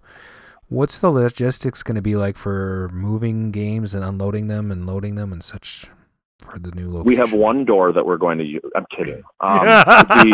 So this is, again, this place is set up so well for this type of thing. I've had people, including someone that's worked there in the past, on a different show that was like, you should talk to the police and see if you can shut down a street for a little while. And I was like, there's no way that the police are going to let me shut down a street in the middle of Milwaukee. Right. And so that was one of those things that it was like, I don't think that we're going to be able to find a good way to move stuff in. When they took me there, they were like, oh, let me show you how you can move everything in. And I was like, oh yeah, I'm real interested in this. So we go to the back of the building. There is a ramp that is 30 feet wide that goes directly into what will be the back of the arcade hall. There are 16 full-size semi-dock trucks, or docks for semi-trucks that go directly to the arcade hall and the vendor hall. There's another 30-foot ramp that goes directly into the arcade hall. There's a ramp that goes up that's right by a 2 freight elevators that are big enough to move cars in that go down to the second level where we're going to have other things. The actual amount of space that it is from any place that you'd be unloading is shorter than almost everywhere at the Sheraton was for actually setting up. And because of their size, we're working on some of that stuff right now. Like one of the final logistics that I'm doing right now, honestly, is that we're working on where do you park your trailer if you get a trailer thing. Yeah. Because we never had to know in the past how many trailers we had. We might have had 10 last year. We might have had 200. I have no idea because I didn't have to worry about it. And again, we didn't exactly think that we were moving, so it wasn't something that we were like, ooh, we got to count trailers this year. So with the trailers, we're finding there's going to be 3 different spots at least, maybe even 4, that you'll be able to park. 2 of them that will be close or within easy walking distance that will be a slight cost, or at least one place that we're trying to get that will be completely free, that will be within a 10-mile radius of the event. Oh, cool. And so we're finding all of that stuff for actual cars. In many ways, I think it's better. It is a slight cost to it. The Sheraton, not the Sheraton, the Hilton that's there has worked out a deal. When you get your parking, you bring it, and I don't know exactly how this is going to work, but it's something like you bring it to us, you get it validated, and when you pay for it on the way out, it's $8. And then you will have covered parking, and you will never need to go outside the entire way into the show. So, those places have stuff that's available. It's not quite as available and free as it was at the Sheraton, but you also won't end up parking in Toys R Us's parking lot and then having them tell you that they're going to tow your car because they suddenly became weird. Yeah. So, it's like I said, it's something that a lot of the logistics stuff has taken us so much longer than I had expected it to, because when we grew up at the Sheraton, we started as we were like 4,000 people. And so it was just like, oh, well, go to a door, unload your crap. It's easy. And then every year we grew, it was just like people figured out how to do it. Right. And so for this, I've spent 3 days downtown so far this week, in meetings with people, figuring out okay, how are we going to move things? How are we going to make this work? And I am certain that when all is said and done, it will be as easy as it was last year. It's just more difficult for me to be able to finalize and tell everybody all of that stuff that's happening right now. I've done a couple of events at the Mall of America. They do things in the Rotunda all the time. The cool thing about the Mall of America is they have a whole lower loading dock, so you can actually drive cars in there and trucks, and you just back them up and then unload your stuff. So I look forward to hearing a little bit more about that when you figure out what's going on. You mentioned the Hilton. Well, real quick, there should be information with any luck at the latest, it'll be next week that it comes out. Cool. And if you want to see some stuff on it right now, if you go to our YouTube page and you search for Midwest Gaming Classic, you find the official page. You can look. I was there once and did a Facebook Live thing of 4 different videos of the halls and stuff like that to kind of explain what they were and what they were going to look like. One of the 4 videos was out on the dock talking about this is how, if you're bringing stuff, this is where you'll get to go. You'll get to see how big it is, because it is something that when literally they hit it well enough that you have no idea that it's there, and then you go up there and it's like, oh my gosh, this thing is huge. I literally was watching a semi-truck drive up it the other day when I was there and thinking yeah, that's a really big roundabout that I had no idea is there. And so it's going to be fine. It's just, and some people, and I totally get this, by the way, are very concerned because, well, they haven't told us how this is going to happen. They must not know. And the thing is that I don't want to go out and say to people, hey, this is how we think that this is going to happen, and then have to change it 4 times. So we are, like I said, this week, next week at the latest, we'll have all of that together and be able to put that out. And then it'll be, I think people will see that it's going to be just as easy as it's ever been. The other thing, not more so. You mentioned the Hilton. So speaking of hotels, which ones are MGC affiliated with, and for this year, and what kind of is there a discount associated with those, or? Yeah, we actually just added a third one today. Oh, cool. So, yeah, there are 3. The Hilton is one of the 3. The Hilton is located on the south side of the Wisconsin Center. It is connected directly to it by a skywalk that goes over one of the streets. So, again, Nice. You don't have to leave the hotel, really, to get to go over to the event. It's kind of like the Sheraton in that way, where the event is directly attached to it. I don't have the prices offhand, but I believe that room nights there are $119, and then parking is $8 for that one. Not if bad. you're signing up for that one and it says parking is $25, that's because they can't change that on their website, but the $8 that we are saying is correct. Okay, cool. There is the Hyatt, which is on the other side, which is also attached by a skywalk. It's a little bit of a longer skywalk. It's actually where the queuing for our tickets will be happening on Saturday morning. Oh, interesting. And yeah, you'll be able to go buy it if you've pre-ordered. Hint, hint, go pre-order. But if you haven't pre-ordered, the line will actually be put onto the skywalk there. The skywalk for that one's about a block long, a city block long, and again, directly attaches to the Hyatt without having to go outside. So, like, if you're like, hey, I just bought a bunch of games and I'm concerned about it raining, well, you will actually be able to walk to your car wherever you're at without going outside, which is kind of crazy. I think that the pricing for that one is something like $114, but their parking's slightly more expensive at, I think, $18. And then the one that we just added is Spring Hill Suites, which is also connected via Skywalk, and it's a newer hotel that's downtown. It turns out that my old salesperson from the Sheraton from a couple years ago moved there, and so Nice. we had a great little reunion recently when he saw the sign for us flashing downtown, and he was like, "You did it!" And so we just worked out a deal with them, and I know that one offhand because I literally was putting it up today. It is $119 for a night. They only have valet parking for your car there, which is $30. But Sweet. You know, it's another option. You have suite rooms there, and their one thing that they have as a bonus is that you get free breakfast. Awesome. That is, I believe, hot and made to order. So that's actually really great. I have Hilton Honors points. I don't have a Hyatt thing anymore, but Spring Hill Suites is a Marriott, which I'm a huge fan of. So I was going to stay at the Hilton, but I might just switch over to the Spring Hill Suites.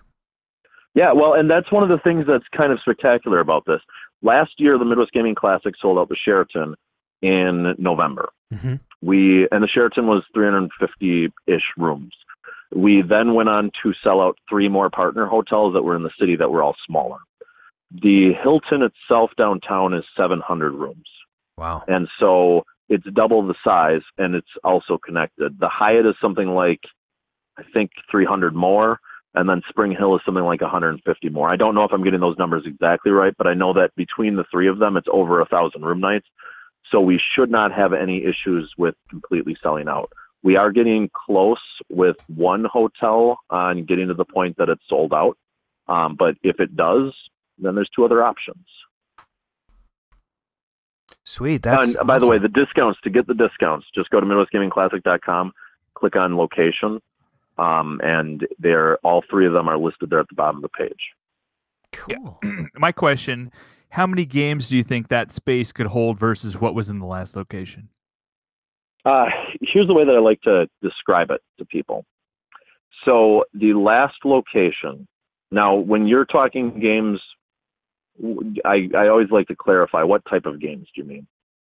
Well, you had arcade and pinball, so what's the plan for that? And they were scattered all over the hotel before, so you had downstairs. They were you had mostly in the one place. Yeah, but there was a cabaret room though, downstairs. and there was So let's give us a feel for what it might be like in the new space versus the old space. Sure. Well, so first to just kind of describe the sizing. The room that we were in last year, and this is kind of funny, when we first started using the Sheraton, they were claiming that this room was like 10,000 square feet. Recently, they've started claiming that the arcade is like 7,400 square feet, I think it is. So I don't know how it shrunk. but or I don't know what they were claiming was bigger before, but whether it was 7,400 or 90 whatever 100 doesn't matter. The way to think about it is this: if you think about the size of the arcade versus the size of the tent, the arcade was smaller, right? So the tent was the size of a football field, the exact size of a football field. It was 100 yards long, so 300 feet long by 80 feet wide. The room that we are in, you could set up the entire tent in, stake it down, and have room to walk around the outside of it. That's where the arcade will be. The museum will also be in that room, but it will be approximately double the space.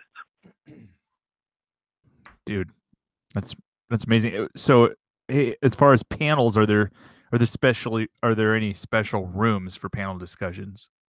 Yes. So we started by announcing one, or we started by planning for one room for speakers, and then we suddenly had so many people that were asking, like, oh my gosh, I want to do something for you guys this year, that we decided to open up a second.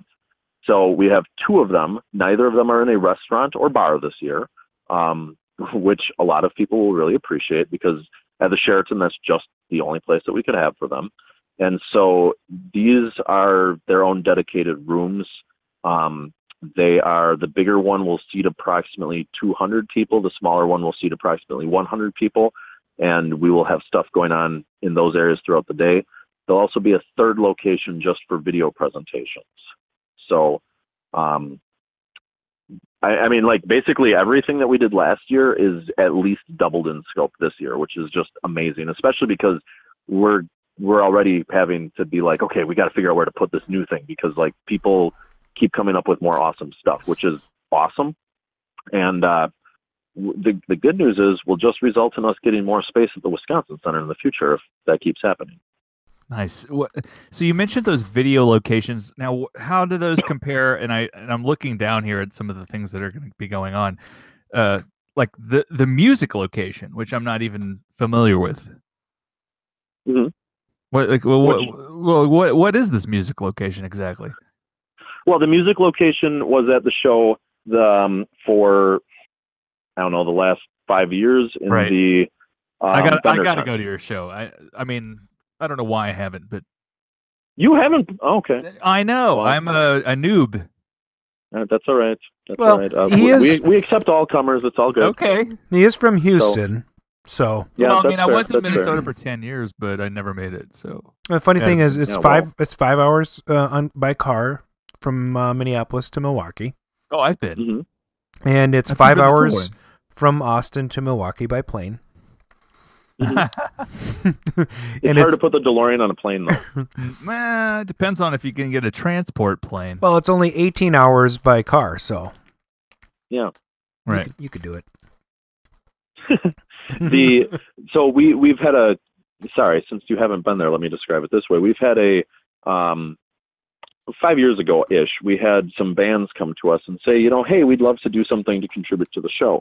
And so we had a podcast that did both gaming and music that said, we'd love to run a band stage. And so there's a band stage that's in the back of the vendor hall that we have done, and just kind of adds excitement to the room. There's a few people that don't love it because, oh my gosh, there's music being played when I just want to, you know, quietly look at stuff. But the vast majority of people really like it.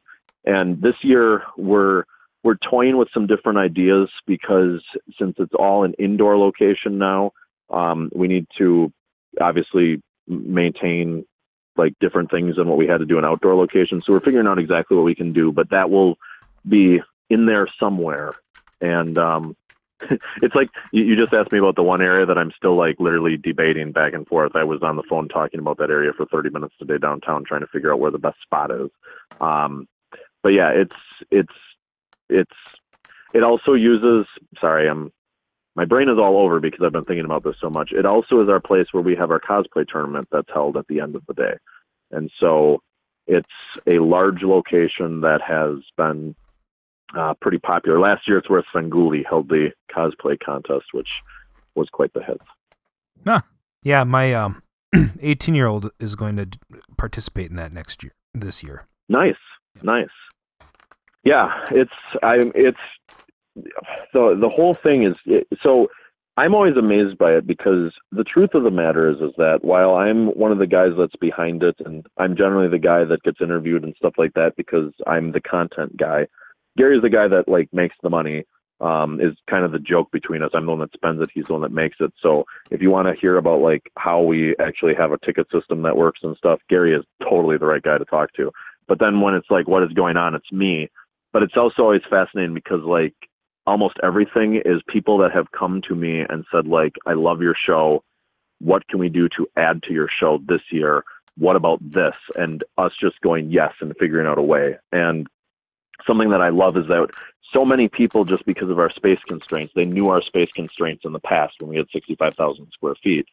And they said, you know, okay, we know that you can't fit this. So they didn't even bother saying like, you know, I could bring this because I don't want to stress Dan out. We don't have space for it. It's fine. This year, everybody's coming out of the woodwork. And so I'm having people that are calling up, and like a perfect example is Chris from Kingpin. Just yesterday, we announced that he is bringing the Kingpin Kitty Ride Menagerie, which is going to be over 20 ride-on kitty rides. And Chris has been like, yeah, you know what? I want to do this because I think it's really cool. I think it could be a big hit. I think that the kids would really appreciate this. And so this is something that, and he said to me, like, I could have brought these for 10 years, but what was I going to do? Say to you guys, like, hey, I'm going to bring all these, you know, move out the other stuff that's already there. He was like, we've got space. I want to bring these. It'll be really cool. And so we're able to say yes to stuff like that. And basically the whole show is me and Gary hearing really cool ideas from really cool people that want to share their passion for gaming, and then figuring out a way to say yes to helping them do that. Cool. Now, is the power grid going to be able to handle those rides? Oh, yeah. Nice. Okay. Our power grid is a 200 amp 3-phase service. So it's actually 600 amps that is distributed through a series of panels. Last year, the arcade running it was running less than 50% of its theoretical capacity through it. Wow. So we could double the number of machines. On top of that, we actually have 2 identical panels for that. They're nicknamed Dr. Ock because the arms that came down from the ceiling to power them at the Sheraton looked like the arms of Doc Ock from Spider-Man. And we have both of them that we get to use now. And like I said, we're going to be able to plug them in. And so everything's a go with it. And then we can distribute power through there. And my father-in-law is an electrician, and he is the one who developed this. If anybody's looking for a electrician in the Milwaukee area, Klein Electric knows how to set up your arcade because he helped me set up mine as well as the Midwest Gaming Classic. Nice. And maybe you could do my basement. Yeah, he can literally do anything because he's super like particular about making sure that everything's right. And so our system, I mean, honest to God, our power grid's a $40,000 system that sits in the basement for all but 3 days a year. And we do that. We did that originally because early on in the show, we were having power drops on some pinball machines. Bally Williams games tend to drop power and go bong and reset if you're ever so slightly off on your power. And so this thing was made to handle as many arcade machines as we could have show up and not have them have power issues. So that's pretty cool. Hey, yeah, I'm looking down here. What about this vendor hall? What can you tell me about that? So in the past, the vendor hall was the vast majority of that tent that I talked about, the football field size tent, 80 feet by 300 square feet. And so in the past, there was, I think it was 7 islands of approximately 12 or 14 tables in there. We'll just call it about 100 tables worth of vendors. So this year, the vendor hall is large enough that you could, again, set up the tent inside the vendor hall, stake it down, and then set up another tent inside the vendor hall, stake it down, still walk around both of them, and still have 60-ish by 180 square feet in the back of space. So like another half a tent. And we have somewhere around the range of 200 tables now that are set up for vendors. We are down to probably about 25 to 30 that are left. And I know that Gary was making offers to vendors, I think as recently as yesterday. So if you're a vendor and you're interested, make sure to sign up soon. But yeah, we're going to have it's a 63,000 square foot hall, 63,500 square foot hall. The tent, and we'll have some food in there. And then we also have a huge board game section that's in there, and the rest of it is all vendors. Wow. That's awesome. Yeah. I mean, and it's so cool because it's so many different things. So one of the things with the show is we don't just cover arcade and pinball. We also cover home console. We cover retro computer. We cover modern consoles. We cover board games. We cover collectible card games. We cover crane games. We cover air hockey. We cover everything that's a game that's not gambling, basically. And so one of the things that's so interesting about it is that the vendor hall in particular, it used to be like, I don't know, maybe 50 tables of people just selling video game stuff. And now, as the event's grown, like you can go get a cosplay contest, a cosplay costume. And so if you want to get like an awesome handmade shirt from someone, you can. And then you can go and there's people that are selling these really cool shirts. And then there's people that have made like the bead art that they're selling. And like there's so many different things, the variety of the different things that you can look at. I like just walking around the vendor hall and just seeing all the new cool stuff every year. Yeah, that's going to be a interesting change this year. Yeah. I mean, and again, like this is where I've had this fascinating thing where I've been going to people in the past. We would clear out hotel rooms. And so, and this is where we've had a number of people that were concerned because they were like, oh, I loved it because it was like, and the words that I heard multiple times where it's like a video game frat party where you go in and you just wander from room to room, and every room you go into has something else going on, and it's cool, and everybody's super friendly, and you don't know what it is, and you don't care because you want to find out what it is. And so you walk into every room to discover it. And a lot of those rooms, like I said, they were literally hotel rooms that we would rent out, move out the beds, move out the dressers, and then put content into because we were that out of space. And I've had the joy, I guess, this year of going to some of those rooms and being like, yeah, so the room that you were in last year was about 200 square feet. Are you good with 1,800 square feet this year? And then hearing them be like, oh my God, I have so many ideas. Yes, I hear, do you need me to tell you everything that I'm going to do? This is going to be so cool. And like, it's going to, it honestly, the amount of content and stuff like that is just, it's mind blowing to me how cool people can be. Yeah, that's just crazy. Now, you had a lot of traffic in the hallways. A lot of different podcasts were there also. Mm-hmm. And we might have to do a little show, like an Arcade Radio live show. Yeah. Yeah. Fun. Well, I will tell you that we have a room that's dedicated to podcasts right now. To get an official spot in there, you'd also need to kind of man a table in that room because otherwise we have a room with a bunch of empty tables most of the time, and that's a little awkward. Yeah. But we're hoping to have people do live podcast recording at the show of lots of different podcasts. Yeah. I mean, that's where our show really, and like every show is different in lots of different ways, but for us, it's all about supporting like the people behind the games. We're definitely a trade show, but Gary, I think, correctly calls us a social trade show. That really what our trade is more about is the sharing of the games and the games itself, and like how the different ways that you can share games, whether that's in podcasts, whether that's in a business like an arcade that might have a space or something like that. And by having all those different things, you end up in a situation where it's a different feel because you have people that want to share what they like and what they think is great about the hobby that they love. And yeah, the more that you get into it too, one of the things that's just fascinating is that when we started, like 15 years ago, 18 years ago is when we started, but 15 years ago, I remember when we were first starting to get pinball people at the show, there's a lot of the old school pinball guys that would come out, and we would have like 25 machines at the time, and we'd have a couple parts vendors, and that was kind of it. And multiple ones of them said to me stuff like, man, it was a great show, but you should get rid of all the video game people and then like do it again. And we were always like, guys, the point is to share a similar hobby with everybody. And the video game guys, to an extent, would be like, yeah, you know, I don't understand why all the pinball guys are here. And we were just like, the vision of it is to share this with everybody. And you know what? If you just want to go to a show that's just about pinball, there are much better shows than ours for just pinball. Well, if you want to go to a show that's just about arcade games, there are shows that are much better.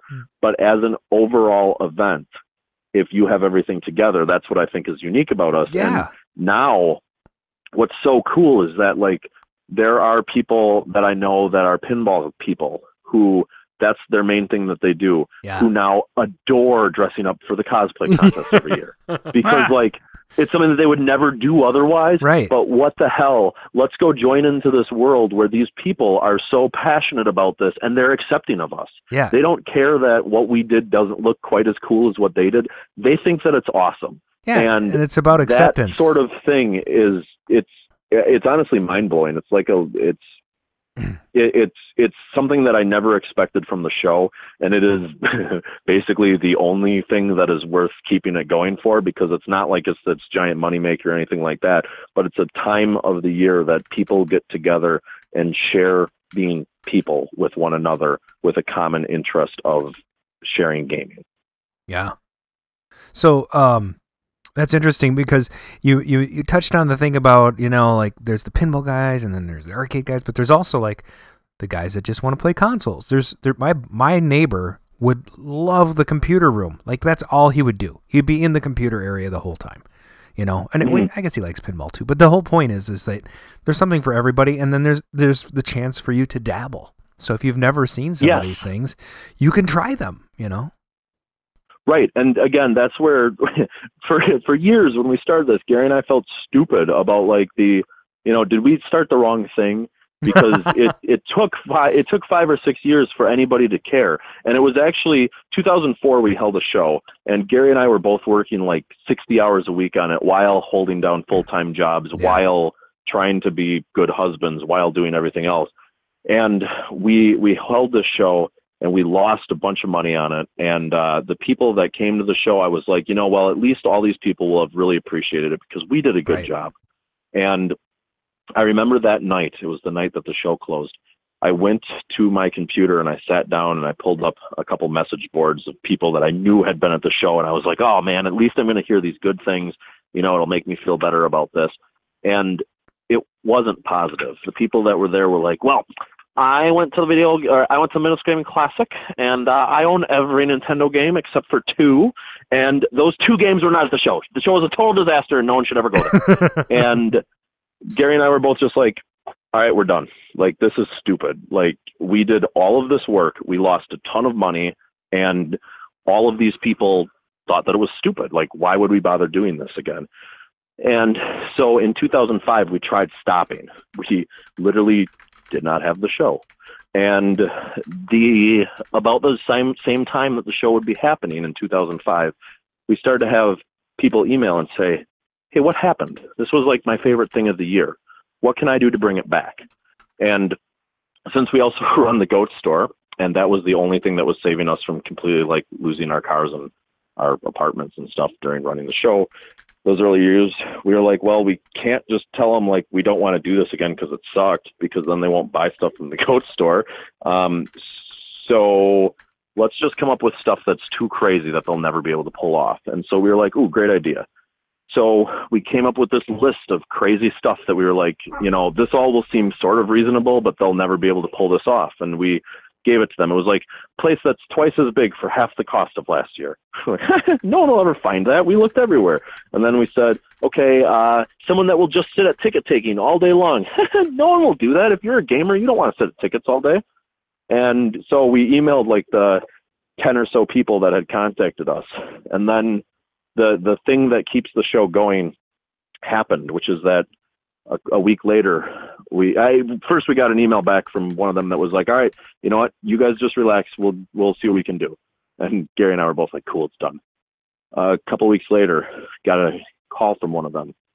Hey, found a location, 4 times as big, half the cost. You did? Oh, okay. A week later, hey, I've got 2 people that are going to manage tickets the entire time. It's me and one other person. We're also going to make sure that we're there throughout the entire setup to make sure that we can direct people. Nice. Really? Okay. I know that marketing was difficult for you guys to find the time to do that with all the other organizations. So I have written press releases for this company. I'm going to write press releases for you guys, and I'm going to make sure that we get coverage for you guys. Yeah, you got an amazing number of volunteers in different areas. Just there was like you had your own commercial last year. It's like it was like a Chuck E. Cheese or Showbiz Pizza.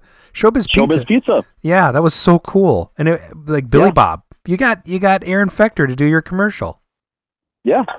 Yeah, I mean, well, and that's where almost all of this stuff is people who are fans of the show coming and saying like, hey, this is awesome. Would you guys consider doing this? And us going, well, of course we would. And then seeing exactly what we can do. The Aaron Fector commercial came from someone suggesting to me, last year on my son's birthday, January 30th, we went to Chuck E. Cheese, just like I did last week. And I, just for giggles, filmed Chucky and went live on Midwest Gaming Classic, on Midwest Gaming Classic's Facebook, just because I was like, this is a group that will appreciate these robots like I do. And so I did that. And then people immediately were like, you need to get Aaron Fector to the show. And I was like, that would be amazing. And so people started saying like, here's how you contact him. And so now me and Aaron have had lots of back and forths. I actually have an animator's toolkit from him, so I have an actual animatronic that he's made that I'm slowly building with my 8-year-old into a working gargoyle. And the commercial came out of that. We haven't been able to get him to the show yet, but if anybody wants to read into this, there's been behind-the-scenes negotiation to actually have the band up to the show playing. It's just a matter of we need to clear enough money early enough in the process to be able to pull that off. So cool. At this point, I'm thinking hopefully next year, but you never know. So, well, tell us how we sign up for pre-order and give us the MGC website and such. Yeah, head to MidwestGamingClassic.com and you can go to buy tickets, which is at the top of the page. And that's basically it. You go through that. 2-day tickets are $55. A single day on Saturday is $45. A single day on Sunday is $25. Kids under the age of 10. Some people were confused about that, so I'll also say that as kids 9 and under are free. That goes for Saturday or Sunday. There's also some there's a Friday night event called VIG, which is hard limited. We're not positive on the exact cap that we're going to put on it. Last year the cap was 300. We have more than double the space, and we're kind of figuring out, the goal is to have at least one game per person that is always playable, so that there's always a game that you can walk up to and play. So that is getting close to selling out. That's $45 a ticket for Friday night if people are interested in doing that. It's a way to get to see the content in a more relaxed manner. And then Friday night, we have 3 different after parties that are at things. If you don't bring a game, there's still a game bringing after party. But if you can't bring a game because you flew up or whatever and you can't get a ticket into the after party, there is a local arcade now you can go to and play until the wee hours of the night. There is a local place called Bounce, which has like huge adult bounce structures in it, like bouncy castles and stuff. Funny. And a bar at the same time. Nice. So, yeah, you can imagine how fun that would be. So that's a 21 and up party. And then the third place that they have is there is a place called 42, which is a bar that's downtown, like a nerd type bar. Sweet. And they are working with us and Overdrive Reality, which is one of the groups that we've had help with the show for a couple of years. And so we are throwing a kind of official after party there, which is going to have a whole bunch of different stuff. It'll have the Nintendo PlayStation prototype there and playable. Awesome. So if you want to like check out the actual one that's in existence and actually try it, you'll have a chance to. I saw that last year. It was really cool. Yeah, it is really cool. Yeah. Johnny Gioli, who's the guy who sang all the songs for the Sonic songs, is going to be at the bar and singing karaoke is all that I'm supposed to be able to say about it, but you can read into that however you will. What? And Then there's going to be a DJ there. They're going to have special like Midwest Gaming Classic themed drinks and stuff like that. And so like there's all of this stuff. And like that's one of the examples of ways that we're able to expand into doing new things because this space, it's closer to this. 42 is within walking distance. So it makes sense. Well, we're looking forward to it. Tell us when it is. What day? April 13th, 14th, and 15th. Oh, man, that's perfect. Well, that's the beginning of, you know, I want a new drug again. So. Uh-oh. But hey, I just wanted to say thanks for being on the show again, Dan. It's fantastic having you on. Always a pleasure. And we're really looking forward to the show. We're going to have to get Mark up here. I think that's going to be the goal. And then we'll do some sort of live show next year.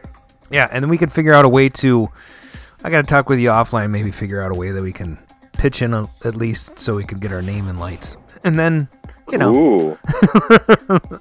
What? You know, become a sponsor. So that we get our name on like some sort of poster on a wall someplace. You never know. Ooh. I can do that. I know how to do that. but I'd be really looking forward to this new venue. I'm really excited about it. I think it's going to be just huge. Well, and I guess here's the thing that I will tell anybody is that if you're sitting here and you're listening to this and you're not sure, and you've been to the show in the past and you're listening to me and you're like, I don't know. All that I can say is this: please trust us for a couple more weeks. As a lot of this stuff gets rolled out. I know it's taking a while. It's taking much longer than Gary or I had wanted it to. And I know that that's making some people concerned that we don't know what we're doing with it or whatever. We have faith in you. The truth is, yes, and the truth is that it's just that we want to make sure that we've dotted all of our I's and crossed all of our T's. Yeah. So when we give out the information, we don't have a situation like I could tell you about one of the places to park trailers right now that is 100% set, is locked, and will probably take 100% of the trailers and have no issues. But if I do that and then we don't have a spot for a trailer, and I'm like, yeah, you know, we don't know where you park, sorry, and you just rolled in from Minnesota with your trailer, you're not going to be happy with me. So I want to clear up all those things before any of that happens, and we're going to have, once this happens, like I said, I'm dedicated to making sure that the back end of the show, that the part of it that I do, is there and solid enough that we can enable more people to do more cool stuff than ever before and have one hell of a celebration all together. Sweet. Well, thanks for everybody in the chat for hanging with us tonight. Dan, thanks for being on the show. And this has been Arcade Radio. Thank you guys for supporting us. Yeah, absolutely. This has been Arcade Radio. You can follow us on YouTube, Facebook, SoundCloud, iTunes, all those different places. You can email us at react@arcaderadio.com. And we're looking forward to next week when we have our next guest. And we're going to do a couple shows in a row coming up. So look for the next Thursday and the Thursday after that. And then I'm going to be on vacation, so I might have to do a show from Hawaii. So, Hawaii! Thanks for listening in. Arcade Radio, out! Woo!